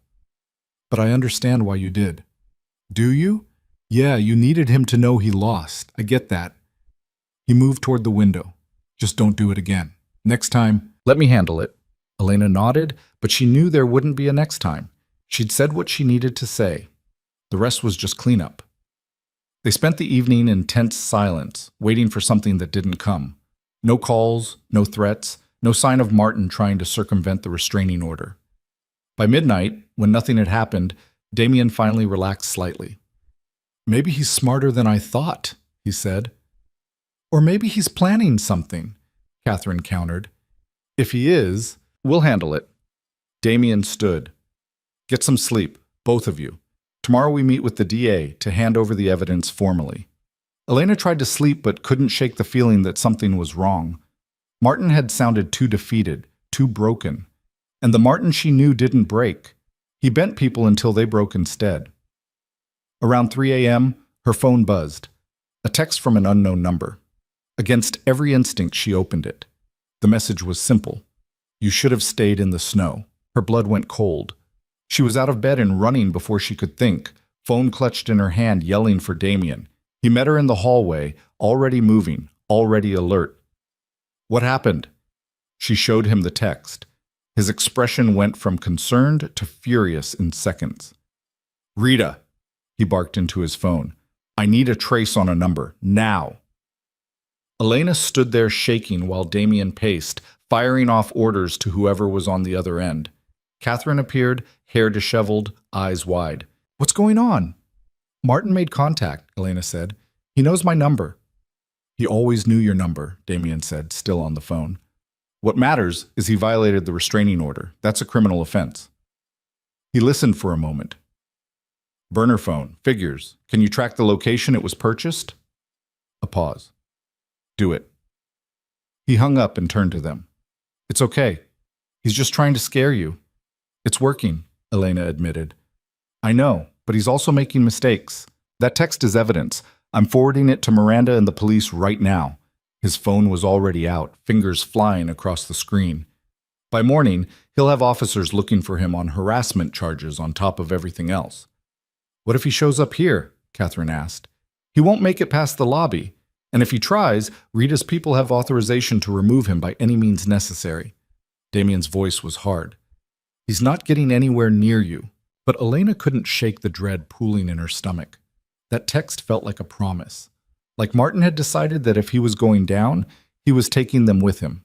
"I want to leave," she said suddenly. "I want to go somewhere he can't find us." "You're already somewhere he can't find you." "No, I mean really leave. Leave the city. Go somewhere far away and start over." "Running won't solve anything," Damien said. Neither will stay in here waiting for him to make his move. But they stared at each other. Elena could see him calculating, weighing options, trying to figure out how to keep her safe while also keeping her close. "If you really want to leave, I'll arrange it," he said finally. "But give me 48 hours to finish what I started. Once the DA files charges, Martin will be in custody. You'll be safe. And if he does something before then, he won't get the chance." Damien stepped closer. "Trust me, Elena. I know this feels scary, but I've got this under control." Elena wanted to trust him, but control was an illusion. She'd learned that the hard way. No matter how careful you were, how much you planned, how many precautions you took, chaos always found a way in. "Okay," she said anyway. 48 hours. 48 hours, Damien agreed. Neither of them knew that Martin was already moving, that he'd spent the last 6 hours draining a hidden account Damien hadn't found, buying a gun from someone who didn't ask questions, and planning one final act of revenge against the people who'd destroyed his life. Neither of them knew that in 48 hours, everything would come apart in ways they couldn't predict or prevent. All they knew was that dawn was coming, and with it, the next phase of a war that was far from over. Dawn came with sirens. Elena jolted awake to the sound of them, distant at first, then closer, then right outside the building. She grabbed her robe and ran to the living room where Damien was already at the window, phone pressed to his ear. "What's happening?" "Bokum," she asked. He held up one finger, "Wait," and kept listening. His jaw tightened. "When? How did he get that close?" Elena's stomach dropped. "Is it Martin?" Damien ended the call. "He tried to get into the building 20 minutes ago. Claimed he was here to see a tenant on the 15th floor. Security stopped him at the desk. He got aggressive and they called the police." "Is he still down there?" "No, he ran before they arrived." Damien's expression was dark. "But he left something behind." "What?" "A note addressed to you." Elena's hands went cold. "What did it say?" "I'll let you decide if you want to read it." He pulled up a photo on his phone and handed it to her. The note was handwritten, Martin's familiar scrawl made worse by what looked like shaking hands. "Elena, you can't hide forever. I made you. I can unmake you. This isn't over until I say it's over." She handed the phone back, feeling sick. "He's lost his mind. He's desperate, which is what I was afraid of." Damien pocketed his phone. "The police are looking for him now. Between the restraining order violation and the threatening note, they've got cause to bring him in.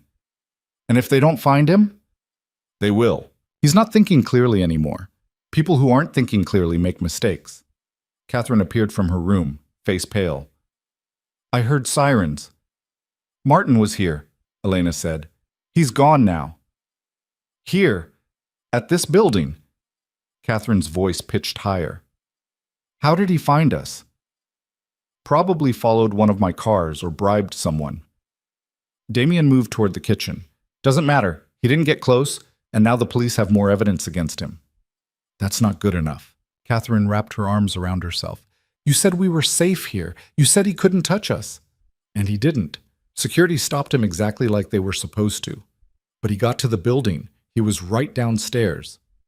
Catherine's breathing was getting faster. What if he comes back? What if he finds a way in? "He won't." Damien's voice was calm but firm. "I'm moving you both to a secondary location today, somewhere he definitely doesn't know about." "You have another place?" Elena asked. "I have several. You'll go to one outside the city, fully secured, completely off the grid." He was already typing on his phone. "Give me 2 hours to arrange transport." "I don't want to leave," Catherine said suddenly. "I don't want to keep running." "You're not running. You're being strategic." "It feels like running. It feels like survival." Damien looked up. "Martin is unraveling. When men like him unravel, they do dangerous things. I'd rather you be somewhere he can't reach while we finish dealing with him." "Finish how?" Elena asked. "The DA's filing charges this afternoon. Once Martin's in custody, this ends." He met her eyes. "But until then, I need you safe. Both of you." Elena wanted to argue, wanted to stay and see this through, wanted to be there when Martin finally got what he deserved. But the note's words kept echoing in her head. "I can unmake you." like she was something he'd created, something he owned, something he could destroy if he decided she wasn't worth keeping anymore. Okay, she said quietly. We'll go. Tom oasham soto. Catherine looked like she wanted to protest, but exhaustion won. Fine. Where? A house upstate, lakefront property, very private. You'll have everything you need. Damien set his phone down. Pack whatever you want to bring. We leave in 90 minutes. They packed in silence, throwing clothes and toiletries into bags that Damien provided. Elena moved mechanically, trying not to think about what it meant that they were fleeing again, that even with all of Damien's resources and protection, Martin had still gotten close enough to scare them. The house wasn't just a house. It was a compound. High walls, security cameras everywhere, guards at the gate who checked IDs and called ahead before letting Damien's car through. The building itself was modern and sprawling, all glass and steel, perched on a hill overlooking a lake that stretched out like a mirror. This is yours? Catherine asked as they pulled up. One of several properties. I use it when I need privacy. Damien got out and gestured for them to follow. There's staff on site, but they're discreet. You won't be bothered unless you want to be. Inside was just as impressive as the penthouse. Expensive furniture, original art, windows that framed the lake like a painting. But it felt different somehow. Less like a showpiece, more like a place someone actually lived. Guest rooms are upstairs, Damien said. Pick whichever ones you want. Kitchen's stocked. There's a library, a gym, a screening room if you want to watch something. He paused. And there's a panic room in the basement, just in case. Just in case of what? Elena asked. In case I'm wrong about how well we've covered our tracks. He met her eyes. I don't think Martin will find you here, but I'm not taking chances. He showed them the panic room. A reinforced space with its own air supply, communication systems, and enough supplies to last a week. It felt excessive until Elena remembered the note, the threat, the reality that Martin was out there somewhere planning something. How long do we stay here? Catherine asked when they came back upstairs.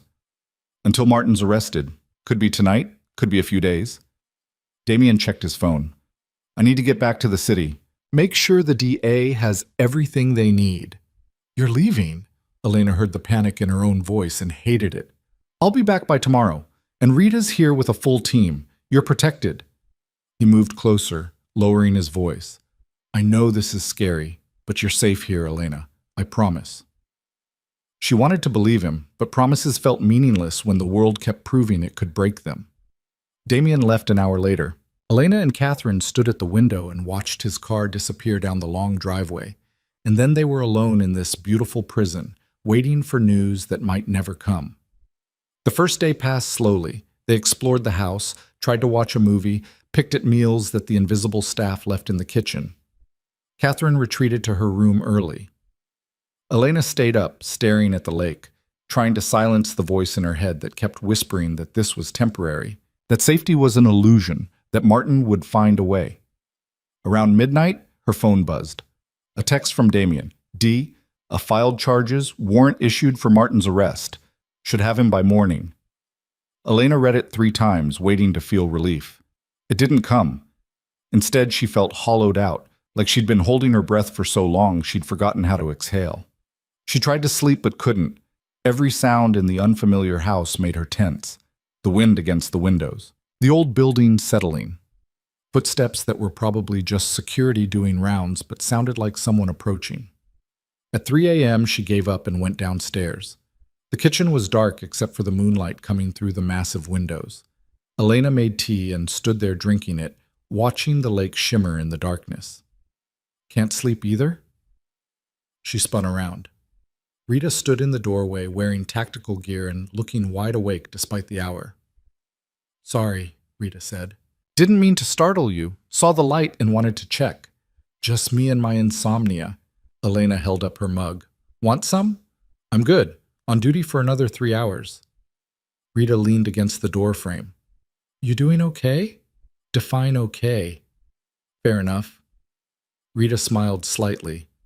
For what it's worth, you're safe here. This place is a fortress. Nothing gets through that we don't want getting through. That's what Damien said about the penthouse. The penthouse has public access. This doesn't. There's one road in and out, and we control it. Anyone tries to approach on foot, we've got sensors in the woods. By air, we've got radar. By water, we've got cameras on the dock. Rita's voice was calm, professional. I've protected people in worse situations with fewer resources. You're going to be fine. Elena wanted to argue, but Rita's confidence was oddly reassuring. This was her job. She did this for a living, and if she said they were safe, maybe they actually were. Thank you, Elena said. Just doing what I'm paid for. Rita straightened. Try to get some sleep. Tomorrow should bring good news. She left. Elena finished her tea and went back to bed, and this time exhaustion won over anxiety. She slept hard and dreamless, and when she woke, sunlight was streaming through the windows and her phone was buzzing. Damien's name flashed on the screen.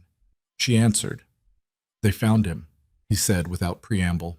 Police picked him up an hour ago trying to board a bus to Canada. He's in custody. Elena sat up, heart racing. He's arrested? Actually arrested? Yes, he'll be arraigned this afternoon. Judge denied bail given the flight risk and the restraining order violations. Damien's voice carried satisfaction. It's over, Elena. He's done. She should have felt triumph, relief, something other than the weird numbness spreading through her chest. Elena, you there? Yeah, I'm here. She swallowed. What happens now? He goes to trial, gets convicted, spends the next decade in prison for fraud, tax evasion, and harassment. A pause. You won. We won, she corrected. You did most of this. I provided resources. You provided the courage to use them. His voice softened. I'm coming back up tonight. We'll celebrate properly. After he hung up, Elena sat there staring at her phone, waiting for the reality to sink in. Martin was in jail.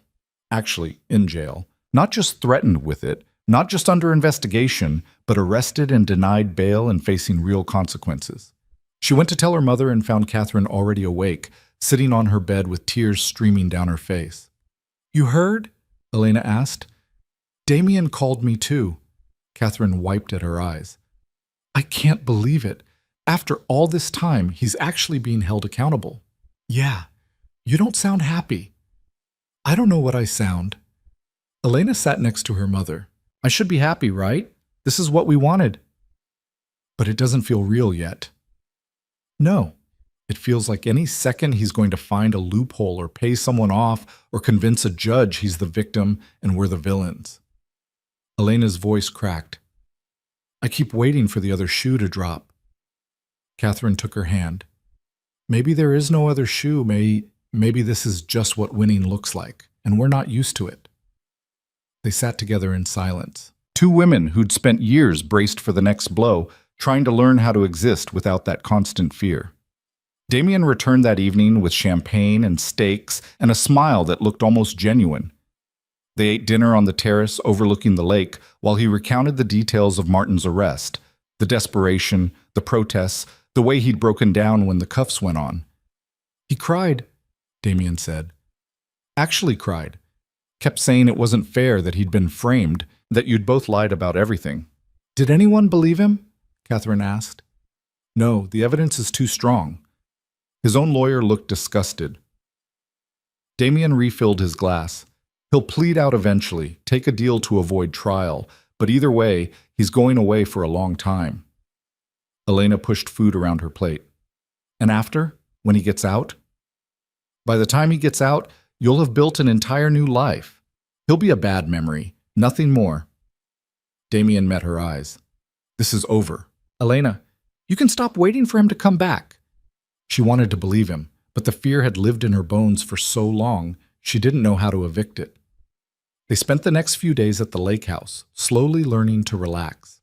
Catherine started taking walks around the property. Elena discovered the library and lost herself in books.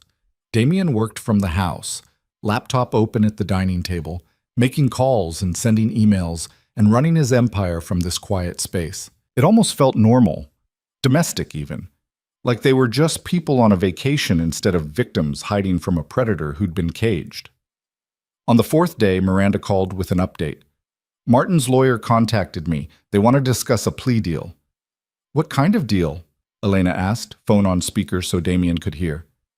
7 years in exchange for pleading guilty to the fraud and harassment charges. He'd also have to agree to a permanent restraining order and pay restitution for the financial damage. 7 years, Elena repeated. That's not enough. It's what we can guarantee. If we go to trial, he might get more, but he also might get less. Juries are unpredictable. Miranda's voice was pragmatic. This way, you know exactly what you're getting. He goes away, you move on. It's finished. Elena looked at Damien. What do you think? I think 7 years is a long time for a man like him. He'll come out broken. Damien leaned back. But it's your call. If you want to push for trial, we'll do that. And risk him walking? There's always that risk. Elena closed her eyes. 7 years. Martin would be in his 60s when he got out. Older, weaker, stripped of the power and money that made him dangerous. It wasn't perfect, but it was real, certain, an end instead of more fighting. Take the deal, she said. You sure, Shess? Miranda asked. I'm sure. I just want this over. Then I'll make it happen. Give me a week to finalize everything. After Miranda hung up, Elena felt something shift inside her. Not quite peace, but close. An acceptance that this was how it ended. Not with drama or confrontation, but with paperwork and lawyers and Martin signing away his freedom because he had no other choice. How do you feel? Damien asked. Tired. It was the most honest answer she had. Really, really tired. Then rest. You've earned it. That night, Elena dreamed about snow again. But this time, when she woke up freezing in the street, Damien was already there, and Martin was nowhere to be found. She woke feeling lighter than she had in years. The week passed. Miranda finalized the plea deal. Martin signed it from jail, apparently relieved to take the certainty over the gamble of trial. The judge accepted the terms. And just like that, it was done. He'll be transferred to a medium security facility upstate, Miranda said during the final call. You won't see him again unless you choose to. I won't choose to, Elena said firmly. Then this is goodbye. It's been a pleasure working with you both. Miranda paused.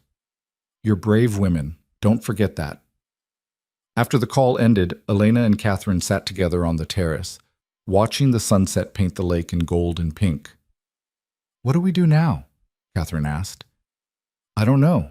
Anything we want, I guess. That's a lot of options. Yeah. They fell quiet.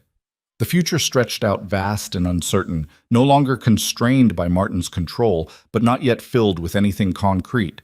Just possibility, just space to become whoever they decided to be. Damien appeared behind them. I have something for you. He handed Elena an envelope. Inside was a check with more zeros than she'd ever seen in her life. What is this? She asked. Payment for the property I took from Martin. Legally, since you were his dependent, you're entitled to compensation. He shrugged. I'm just making sure you get it. This is too much. It's exactly right. Take it. Use it to build your new life. Elena stared at the check, then at Damien. Why are you doing all this? I told you. Not the story about your sister. The real reason. Why you care so much about what happens to us. Damien was quiet for a long moment. Then he sat down across from them, and when he spoke, his voice was different, softer, more honest. Because I'm tired of watching bad men win, he said. I've spent my whole life in spaces where power means everything, and morality means nothing. Where people like Martin do whatever they want because they can. And I decided a long time ago that if I had power, I'd use it differently. He met Elena's eyes. You needed help. I could give it. That's all there is to it. You could have just given us money, set us up somewhere and walked away. I could have, but I wanted to do more than help you escape. I wanted to help you win.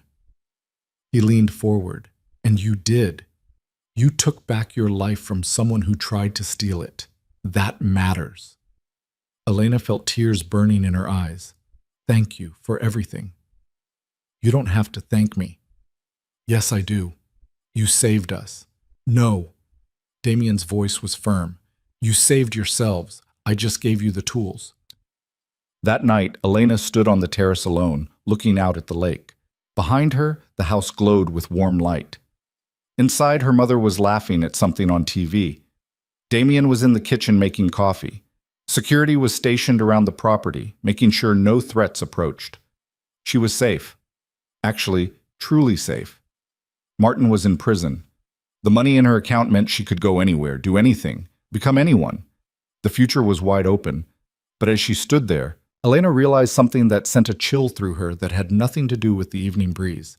She'd spent so long fighting to survive that she didn't know how to actually live, didn't know what she wanted beyond not this, didn't know who she was outside of being Martin's victim. Freedom, she was learning, was terrifying in its own way. Elena? She turned. Damien stood in the doorway, 2 mugs in his hands. Thought you might want some, he said, offering one. She took it. They stood together at the railing, watching the lake darken as night fell. What happens now? Elena asked. With us, I mean. Do we stay here? Go back to the city? What? Whatever you want. Stop saying that. I need you to tell me what happens next. I can't.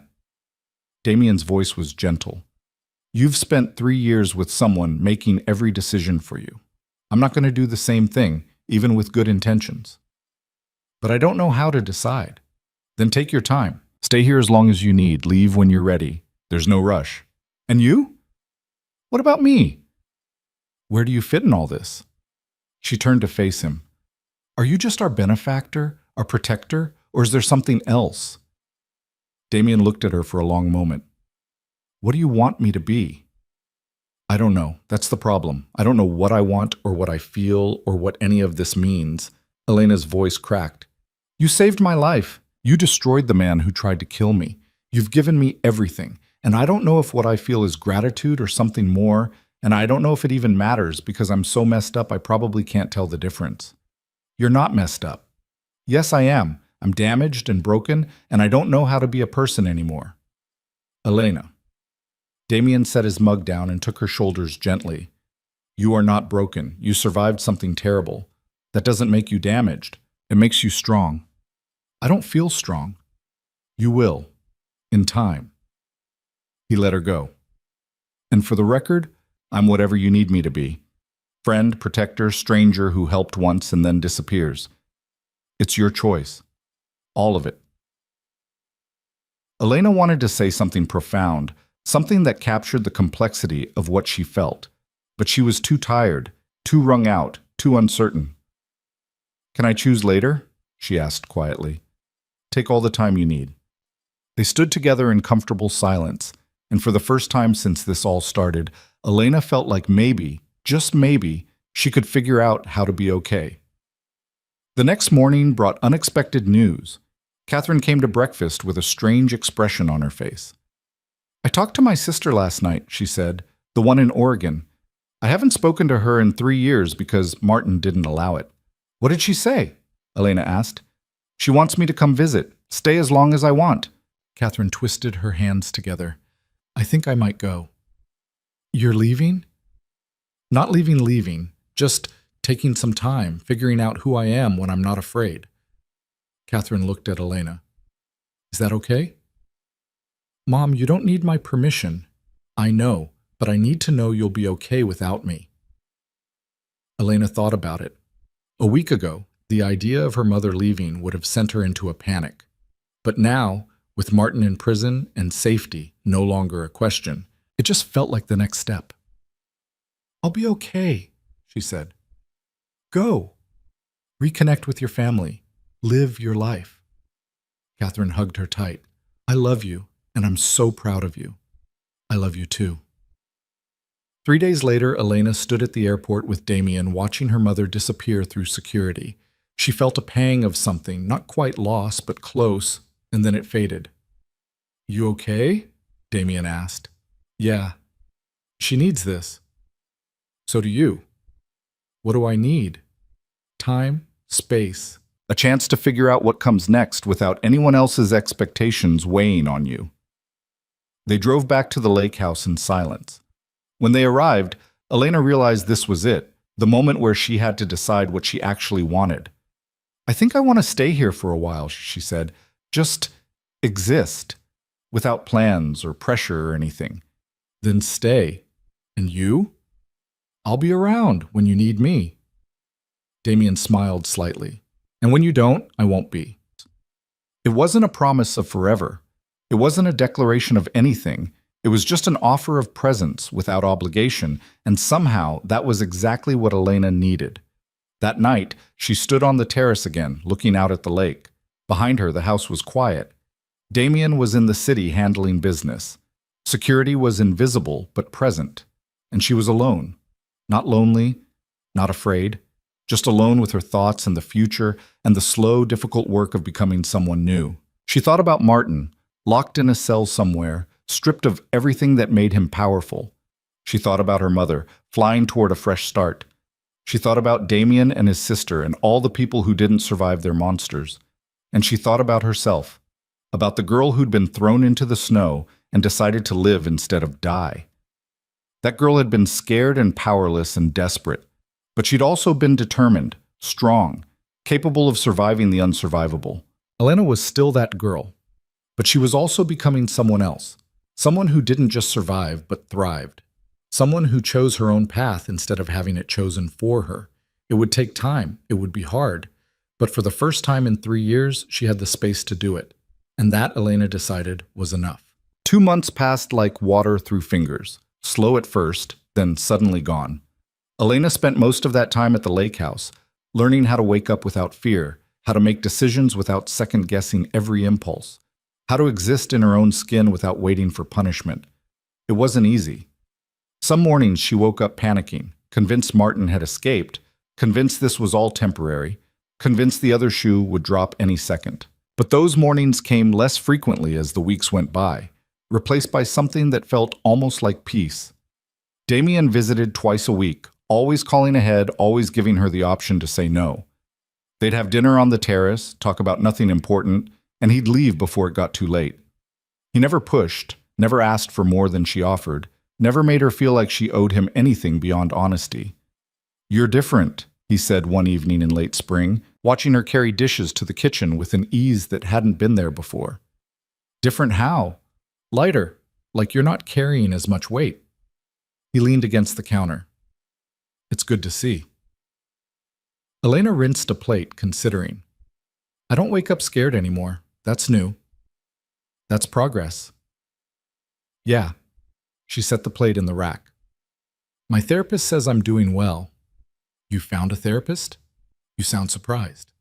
"I'm not, just glad." Damien picked up a towel and started drying. "What does she say about everything?"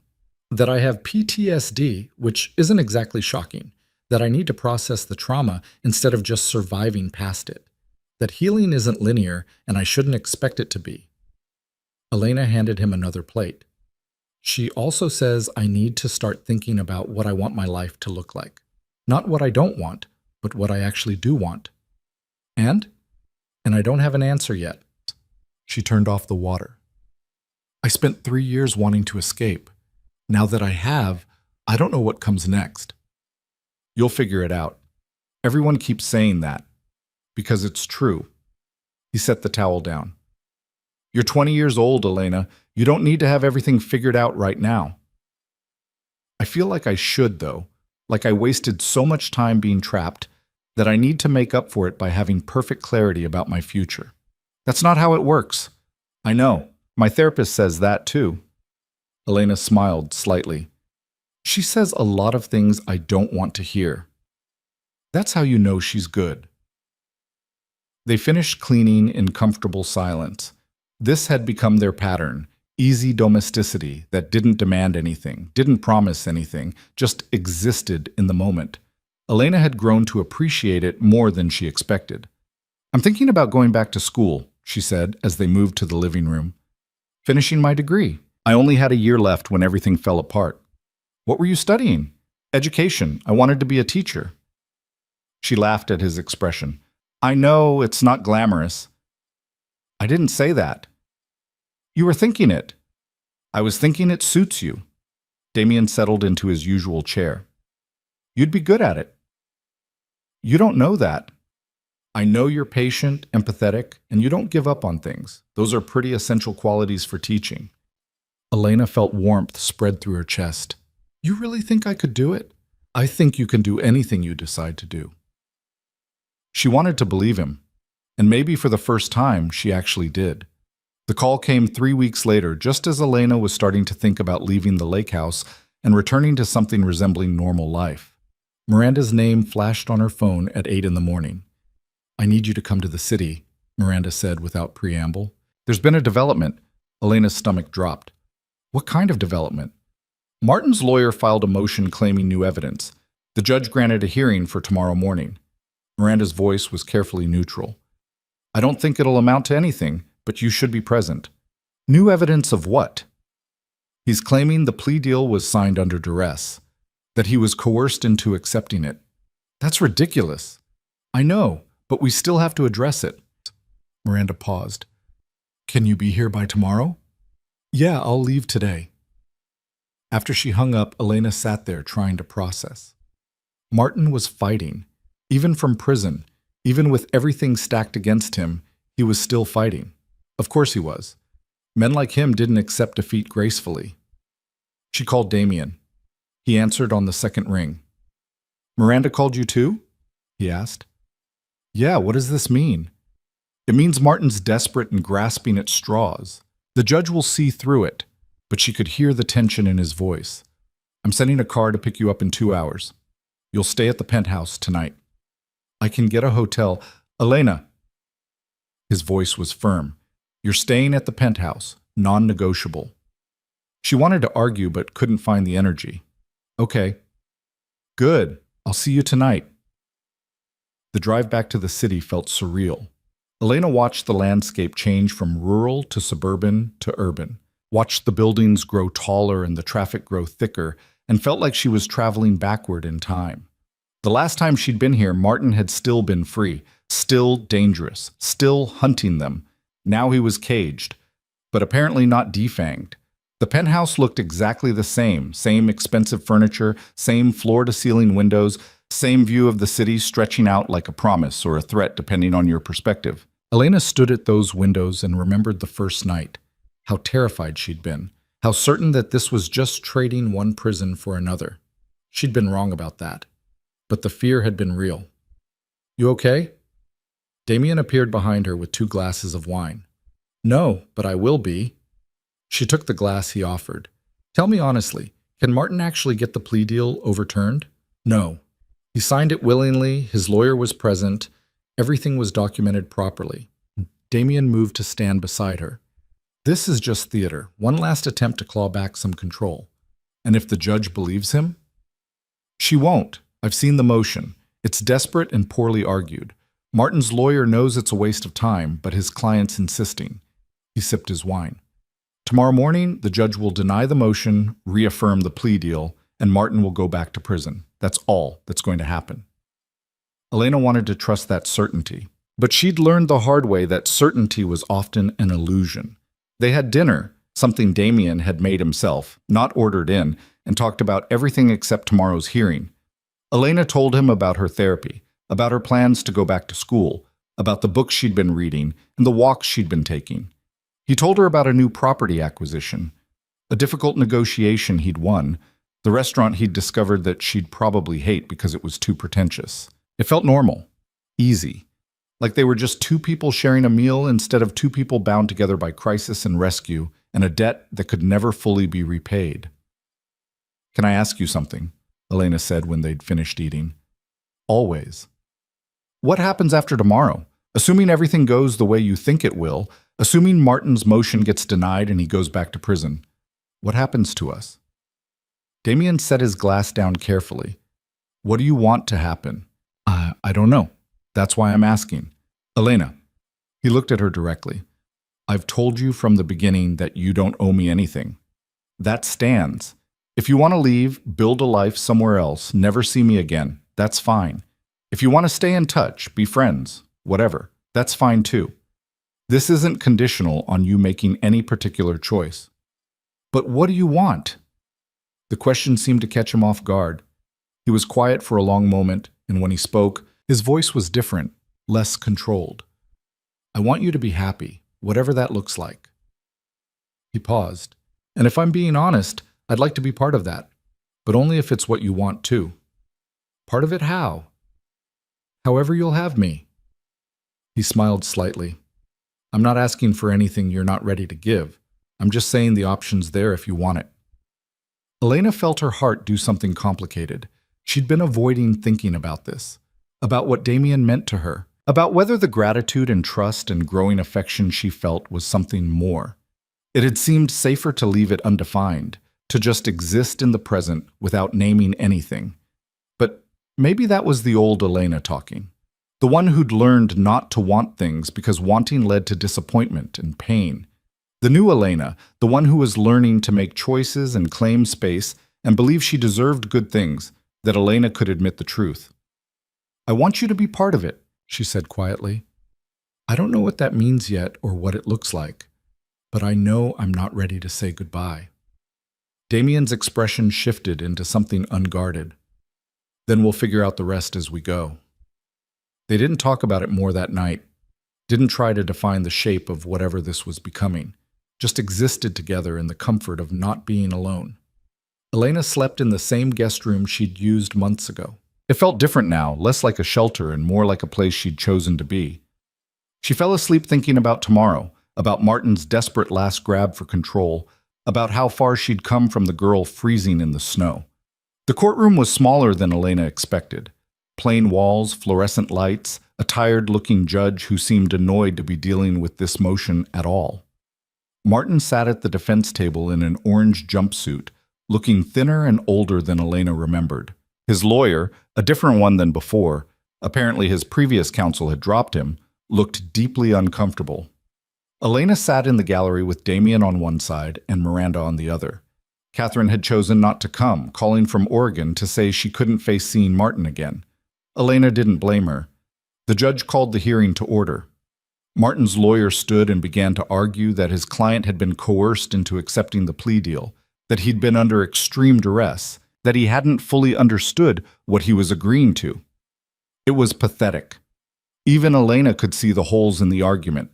The prosecutor, a sharp woman in her 50s, tore it apart methodically, presenting documentation of every step of the plea process, testimony from Martin's previous lawyer confirming he'd been fully informed and willing, recordings of conversations where Martin had explicitly agreed to the terms. Martin himself kept trying to interrupt, insisting he'd been forced, that people had threatened him, that this was all a setup. The judge told him to be quiet 3 times before threatening him with contempt. Mr. Whitmore, the judge said finally, her patience clearly exhausted, I've reviewed the motion and the evidence. Your plea was entered voluntarily with full knowledge of the consequences, in the presence of competent counsel. Nothing presented today changes that fact. But they destroyed my life, Martin burst out. They took everything from me. My business, my money, my reputation. You destroyed your own life through fraud and harassment. The judge cut him off. The plea deal you agreed to was more generous than you deserved. I suggest you accept it gracefully instead of wasting this court's time with frivolous motions. This isn't frivolous. Motion denied. The judge's gavel came down hard. The plea agreement stands. You will serve the full 7 years as agreed, followed by 5 years supervised release. And Mr. Whitmore, if you file another baseless motion, I will consider extending your sentence for contempt. Do you understand? Martin's face had gone red. You can't. I absolutely can. Do you understand? The fight drained out of him. Yes. Good. We're adjourned. The judge stood and left. Guards moved to collect Martin. He looked across the courtroom and his eyes found Elena's. For a moment she saw the old rage there, the desire to hurt her, to punish her for daring to escape his control. Then it faded. Not into acceptance or remorse, but into something worse, defeat. Martin looked old and broken and powerless, exactly what he'd made Catherine and Elena feel for 3 years. Elena waited to feel satisfaction. Instead, she just felt tired. Martin was led away. The courtroom cleared. Miranda gathered her papers. That's it, she said. He can't appeal this. It's done. So he goes back to prison and serves his time. Yes, and you never have to think about him again. Miranda smiled. Congratulations, you're officially free. Outside the courthouse, Elena stood on the steps and breathed in city air. Damien waited a respectful distance away, giving her space to process. You okay? He asked when she finally turned to him. I thought I'd feel different, more triumphant or something. She shook her head. But I just feel empty. That's normal. Closure doesn't always feel like victory. Then what does it feel like? Like an ending. What you do with it after is up to you. They walked back to the car in silence. Elena looked at the city, the buildings and cars and people rushing past with their own problems and crises and moments of grace. She'd been so focused on escaping, on surviving, on destroying Martin that she hadn't thought much about what came after.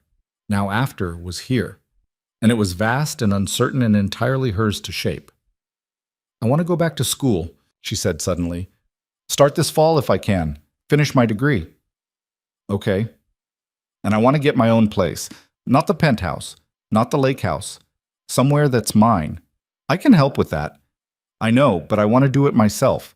Use the money you gave me to build something that's actually mine. She looked at him. I need to prove to myself that I can. Damien's expression was unreadable. Okay. You're not upset? Why would I be upset? Because I'm choosing independence over staying close to you. Elena. He stopped walking and turned to face her. I don't want you dependent on me. I never did. If you need to build a life on your own terms, do it. I'll still be here when you need me. Promise? Promise. Something in Elena's chest unclenched. She'd been afraid, irrationally, maybe, but afraid nonetheless, that choosing herself would mean losing him. That independence came at the cost of connection. But Damien was offering both, space and presence, freedom and support. The kind of relationship she'd never known was possible. Thank you, she said. For what? For understanding what I need before I even knew myself. He smiled. That's what people do when they care about each other. The statement hung between them. Not quite a declaration, but close. Elena felt her heart speed up. Is that what this is? She asked. Caring about each other? I think it's been that for a while now. Damien's voice was careful. But I'm not going to put a label on it if you're not ready. What if I am ready? Are you? Elena thought about it. Thought about the months at the lake house, the dinners and conversations and comfortable silences. Thought about how she felt when Damien called, when he visited, when he looked at her like she mattered. Not because she was broken or needed saving, but because she was herself, and that was enough. Yeah, she said. I think I am. Damien's expression shifted into something warm and open. Good, because I've been waiting. For what? For you to be ready to hear that I'm in love with you. The words landed like a physical thing. Elena's breath caught. You're... what? In love with you. He said it simply, without drama or expectation. I have been for a while. But you needed time and space, and I wasn't going to complicate things by saying it before you were ready to hear it. And you think I'm ready now? I think you're ready to decide for yourself whether you're ready, which is different. He moved closer but didn't touch her. You don't have to say anything back. You don't have to feel the same way. I'm just being honest about where I am. Elena's mind was racing. Love. Damien loved her. Not the broken version he'd found in the snow, not the grateful victim he'd helped, but her. The person she was becoming. The messy, uncertain, still healing version of herself. I don't know if I love you, she said honestly. I don't know if I even know what love is supposed to feel like. Everything I thought was love before turned out to be control and manipulation. I know. But I care about you, a lot, and I want you in my life. And I think maybe that could become love if I gave it time and space to grow. Then that's enough. Damien smiled. We don't have to rush this. We can take as long as you need. What if I need years? Then I'll wait years. What if I decide I don't feel that way and we're better as friends? Then we'll be friends and I'll deal with it. You make it sound so simple. It is simple. I care about you. I want you to be happy. Everything else is just details we figure out as we go. He finally reached out, taking her hand gently. The only thing that matters is that you're choosing this, whatever this is, because you want to, not because you feel obligated. Elena looked down at their joined hands. His grip was warm, but not tight. She could pull away any time she wanted. He'd let her go if she asked. That certainty, that knowledge that she was free to leave, to choose, to change her mind, made staying feel like an actual choice instead of a trap. I want this, she said.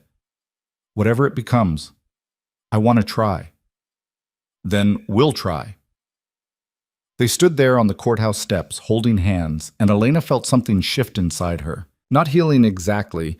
She was learning that healing wasn't a destination but a process, but movement, growth, the beginning of something that felt like it might eventually become joy. 6 months later, Elena stood in her new apartment, a small one-bedroom in a quiet neighborhood, nothing fancy but entirely hers, and surveyed her handiwork. Furniture she'd picked out herself. Books on shelves she'd assembled. Photos on the walls of her mother in Oregon, of the lake house, of Damien laughing at something she'd said over dinner. Her life, built from scratch, no one else's rules or expectations or control. The doorbell rang. Elena checked the peephole, a habit she doubted would ever fade, and saw Damien holding takeout bags. "You're early," she said, opening the door. Traffic was light. He kissed her cheek and headed for the kitchen. "How was class?" "Good. Exhausting. I'd forgotten how much work college is." Elena followed him, watching as he unpacked Thai food onto plates. "But I like it. It feels purposeful." Because it is purposeful. They ate dinner at her small table, talking about her classes, his work, her mother's upcoming visit. It had become routine.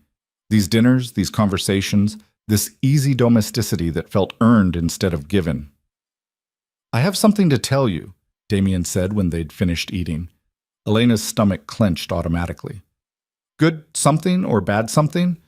Neutral something." He set his fork down. "Martin's being released early. Good behavior and overcrowding. He'll be out in 3 months." The news should have terrified her. 6 months ago it would have. But now Elena just felt a distant sort of acknowledgement. "Okay," she said. Damien raised an eyebrow. "Okay? That's it? What else am I supposed to say?" Elena leaned back. "He served his time. He gets out. That's how the system works." "You're not scared?" "Of what?" "He has no money, no power, no way to hurt me. The restraining order is permanent. If he comes near me, he goes back to prison."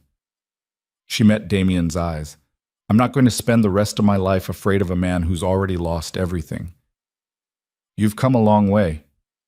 "Yeah." Elena smiled. "I have." They cleaned up together, moving around the small kitchen with practiced ease. Elena washed, Damien dried, and they existed in comfortable silence until the work was done. "Stay tonight?" Elena asked when they'd finished. "You sure?" "Yeah, I'm sure." It had taken her months to get to this point, to be comfortable with physical intimacy, to trust that Damien wouldn't use it as leverage, to believe that wanting someone didn't make her weak. But she'd gotten there through therapy and time and Damien's endless patience. They moved to the bedroom. Elena turned off the lights and let herself be held, feeling safe in a way that had nothing to do with guards or panic rooms or restraining orders. This safety came from choice, from trust, from knowing she could leave any time and Damien would let her go. "I love you," she said into the darkness. Damien went still. "What?" "I love you. I've been thinking about it for weeks, trying to figure out if it was real or just gratitude or trauma bonding or whatever my therapist warned me about. But it's not any of those things. It's just love." She lifted her head to look at him. Messy and imperfect and probably too complicated, but still love. "Elena, you don't have to say it back. I know you said it months ago, but that doesn't mean you're required to." He kissed her, soft and certain and full of things words couldn't capture. "I love you too," he said when they broke apart. In case that wasn't clear. Elena laughed and settled back against his chest. It was clear. They fell asleep like that, Tangled together in her small bed, and Elena dreamed of nothing at all. The call about Martin came 8 months after his release. Elena was in the middle of student teaching, a rowdy third-grade class that tested her patience daily, but also filled her with a sense of purpose she'd never experienced before, when her phone buzzed with Miranda's number. "He's dead," Miranda said without preamble. "Heart attack. Prison medical examiner confirmed it was natural causes." Elena stepped into the hallway, away from the classroom noise. "When?" 3 days ago. They notified his next of kin, an estranged brother in Nevada, but no one claimed the body. The prison called me because your restraining order was still in the system." Miranda paused. "I'm sorry for your loss." "I'm not," Elena said honestly. "Is that terrible?" "It's honest. And after what he put you through, you're entitled to feel however you feel." After she hung up, Elena stood in the empty hallway and waited for some emotion to hit. Relief, maybe. Or vindication. Or even grief for the stepfather he could have been if he'd been a different person. But she felt nothing. Martin Whitmore was dead, and it changed nothing about her life except removing one final piece of uncertainty. She called Damien. He answered immediately. "Martin's dead," she said. A pause. "How do you feel?" "Nothing. Is that wrong?" "No, it's closure." "I thought closure would feel different." "It usually does, but sometimes it's just an ending." His voice was gentle. "Are you okay?" "Yeah, I really am." Elena leaned against the wall. "It's just strange. I spent so long being afraid of him, and now he's just gone. Like he never mattered at all.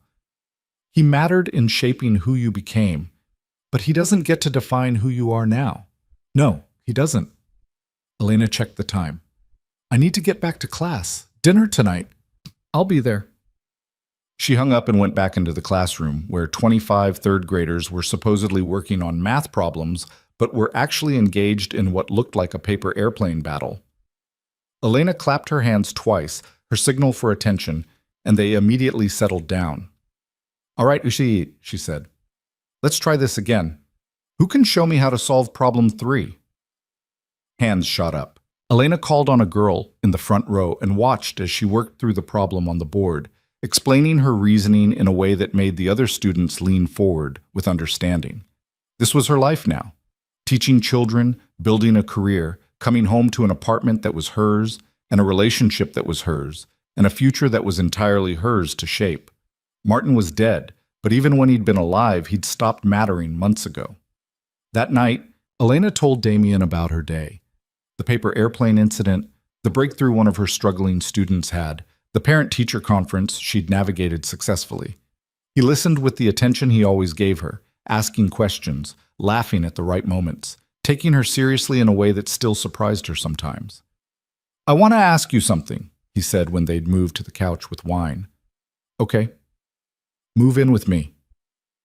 Elena's heart skipped. "What? Not the penthouse. I know you need your own space. But I'm buying a house. Something normal-sized with a yard and room for the life I want to build." He set his glass down. "And I want to build it with you." "Damien, I'm not asking you to marry me or make some huge commitment, just to share space with me. Figure out what this looks like when it's not compartmentalized into separate apartments and scheduled dinners." He met her eyes. "But if you're not ready, that's okay too." Elena thought about it. Thought about the apartment she'd worked so hard to make her own, the independence she'd fought for, the space she'd needed to heal. Thought about whether giving that up would feel like regression or progression. "I need to keep my apartment," she said finally. "At least for now, as a backup. Just in case." "Just in case what?" "Just in case I need it." She couldn't articulate the fear better than that. The fear that depending on someone, even someone as trustworthy as Damien, would somehow trap her again. "I know it's paranoid. It's not paranoid. It's smart." Damien reached for her hand. "Keep the apartment. Keep your independence. Move in with me when and if you're ready. I'm not going anywhere." "You make it sound so easy." "It is easy. I love you. You love me. Everything else is just logistics." Elena wanted to believe that. And maybe, slowly, she was learning to. They moved in together 3 months later. Not to a penthouse or a mansion, but to a modest house in a quiet neighborhood with good schools nearby and a garden Elena immediately started planning. She kept her apartment for 6 months before finally accepting that she didn't need it anymore, that living with Damien didn't make her trapped or powerless, or any of the things she'd been afraid of. Her mother visited for Thanksgiving, bringing her new boyfriend, a soft-spoken man who taught high school English, and made Catherine laugh in a way Elena hadn't heard in years. They all cooked together, crammed around Elena's new dining table, and it felt like family in a way that didn't hurt. "You look happy," Catherine said when they were alone in the kitchen later. "I am happy. I'm proud of you, for surviving, for building this." Catherine gestured vaguely at the house, the life, the future, for not letting what happened destroy you. It tried to. But it didn't, that's what matters. Catherine hugged her tight. "You're stronger than I ever was. You survived too, Mom." Eventually, with a lot of help. Catherine pulled back. "But you fought. You didn't just endure, you actually fought back. I'll always be grateful for that." Elena felt tears burning but blinked them back. "We both made it out. That's what matters." That night, after everyone had left and the kitchen was clean and the house was quiet, Elena stood in the backyard with Damien and looked up at the stars. "What are you thinking about?" he asked. "Everything. Nothing. How different my life is from what I thought it would be." She leaned against him. "A year ago I was still at the lake house, still figuring out how to exist without fear. Now I'm here with you, teaching, building something real. Regrets? None. You? Not one." They stood there in comfortable silence, and Elena thought about the girl in the snow, the one who'd been thrown away like trash and left to die. That girl had survived, had fought, had refused to stay broken, and now that girl was gone, replaced by someone stronger, someone who knew her own worth, someone who'd learned that survival wasn't enough. You had to actually live. 6 months later, Damien proposed. Not with grand gestures or public displays, but quietly, over breakfast on a Sunday morning, with a simple ring and a simple question. "Will you marry me?" Elena looked at him, really looked at him, at the man who'd stopped when everyone else drove past, who'd given her tools without demanding payment, who'd waited while she healed and never once made her feel like she owed him anything. "Yes," she said, "but I want a long engagement. At least a year." "Why?" "Because I want to be sure. Not of you, I'm sure of you, but of me. That I'm choosing this because I want it, not because I'm scared to be alone, or because I feel grateful, or because I don't know how to build a life without you." "Fair enough." Damien slipped the ring onto her finger. "Take all the time you need." They were married 18 months later in a small ceremony by the lake. Catherine was there, radiant in pale blue. Rita came, along with half of Damien's organization, people Elena had slowly gotten to know as individuals rather than just shadows providing security. Miranda attended, bringing her wife and a bottle of champagne that cost more than Elena's first car. The ceremony was simple. No religious language, no elaborate vows, just promises to love and support and choose each other every day. Elena wore a dress she'd picked out herself, not because it was expensive or fancy, but because she felt beautiful in it. Damien cried when he saw her, and she cried too, and it was messy and imperfect and exactly right. At the reception, Catherine pulled Elena aside. "I never thought I'd see you here," she said. "Happy, free, choosing a life instead of just surviving one." "Neither did I." Elena watched Damien across the room, laughing at something Rita had said. "But here we are." "Here we are," Catherine echoed. "My beautiful daughter who refused to stay broken." They hugged, and Elena felt the weight of those 3 years finally lift. Not forgotten, she'd never forget, but transformed. What had tried to destroy her had instead revealed her strength. What had tried to cage her had taught her the value of freedom. What had tried to silence her had given her a voice that refused to be quiet. That night, Elena and Damien drove to the house they now shared, the one they'd made into a home through months of small choices and shared moments and learning to exist together without losing themselves. "How does it feel?" Damien asked as they pulled into the driveway. "Being married?" "The same as before, but also different." Elena looked at the ring on her finger, still getting used to the weight of it. "Like I made a promise to something permanent, and for once that doesn't scare me." "Good, because you're stuck with me now." "I think I can live with that." They went inside, their house, their life, their future, and Elena thought about the girl in the snow one last time. That girl had been afraid, powerless, certain she would die alone and unloved. But she'd been wrong about all of it. She'd survived. She'd found power in choosing herself. She'd learned that love didn't have to hurt, that relationships could be built on trust instead of control, that the past didn't have to define the future. Martin Whitmore had tried to unmake her.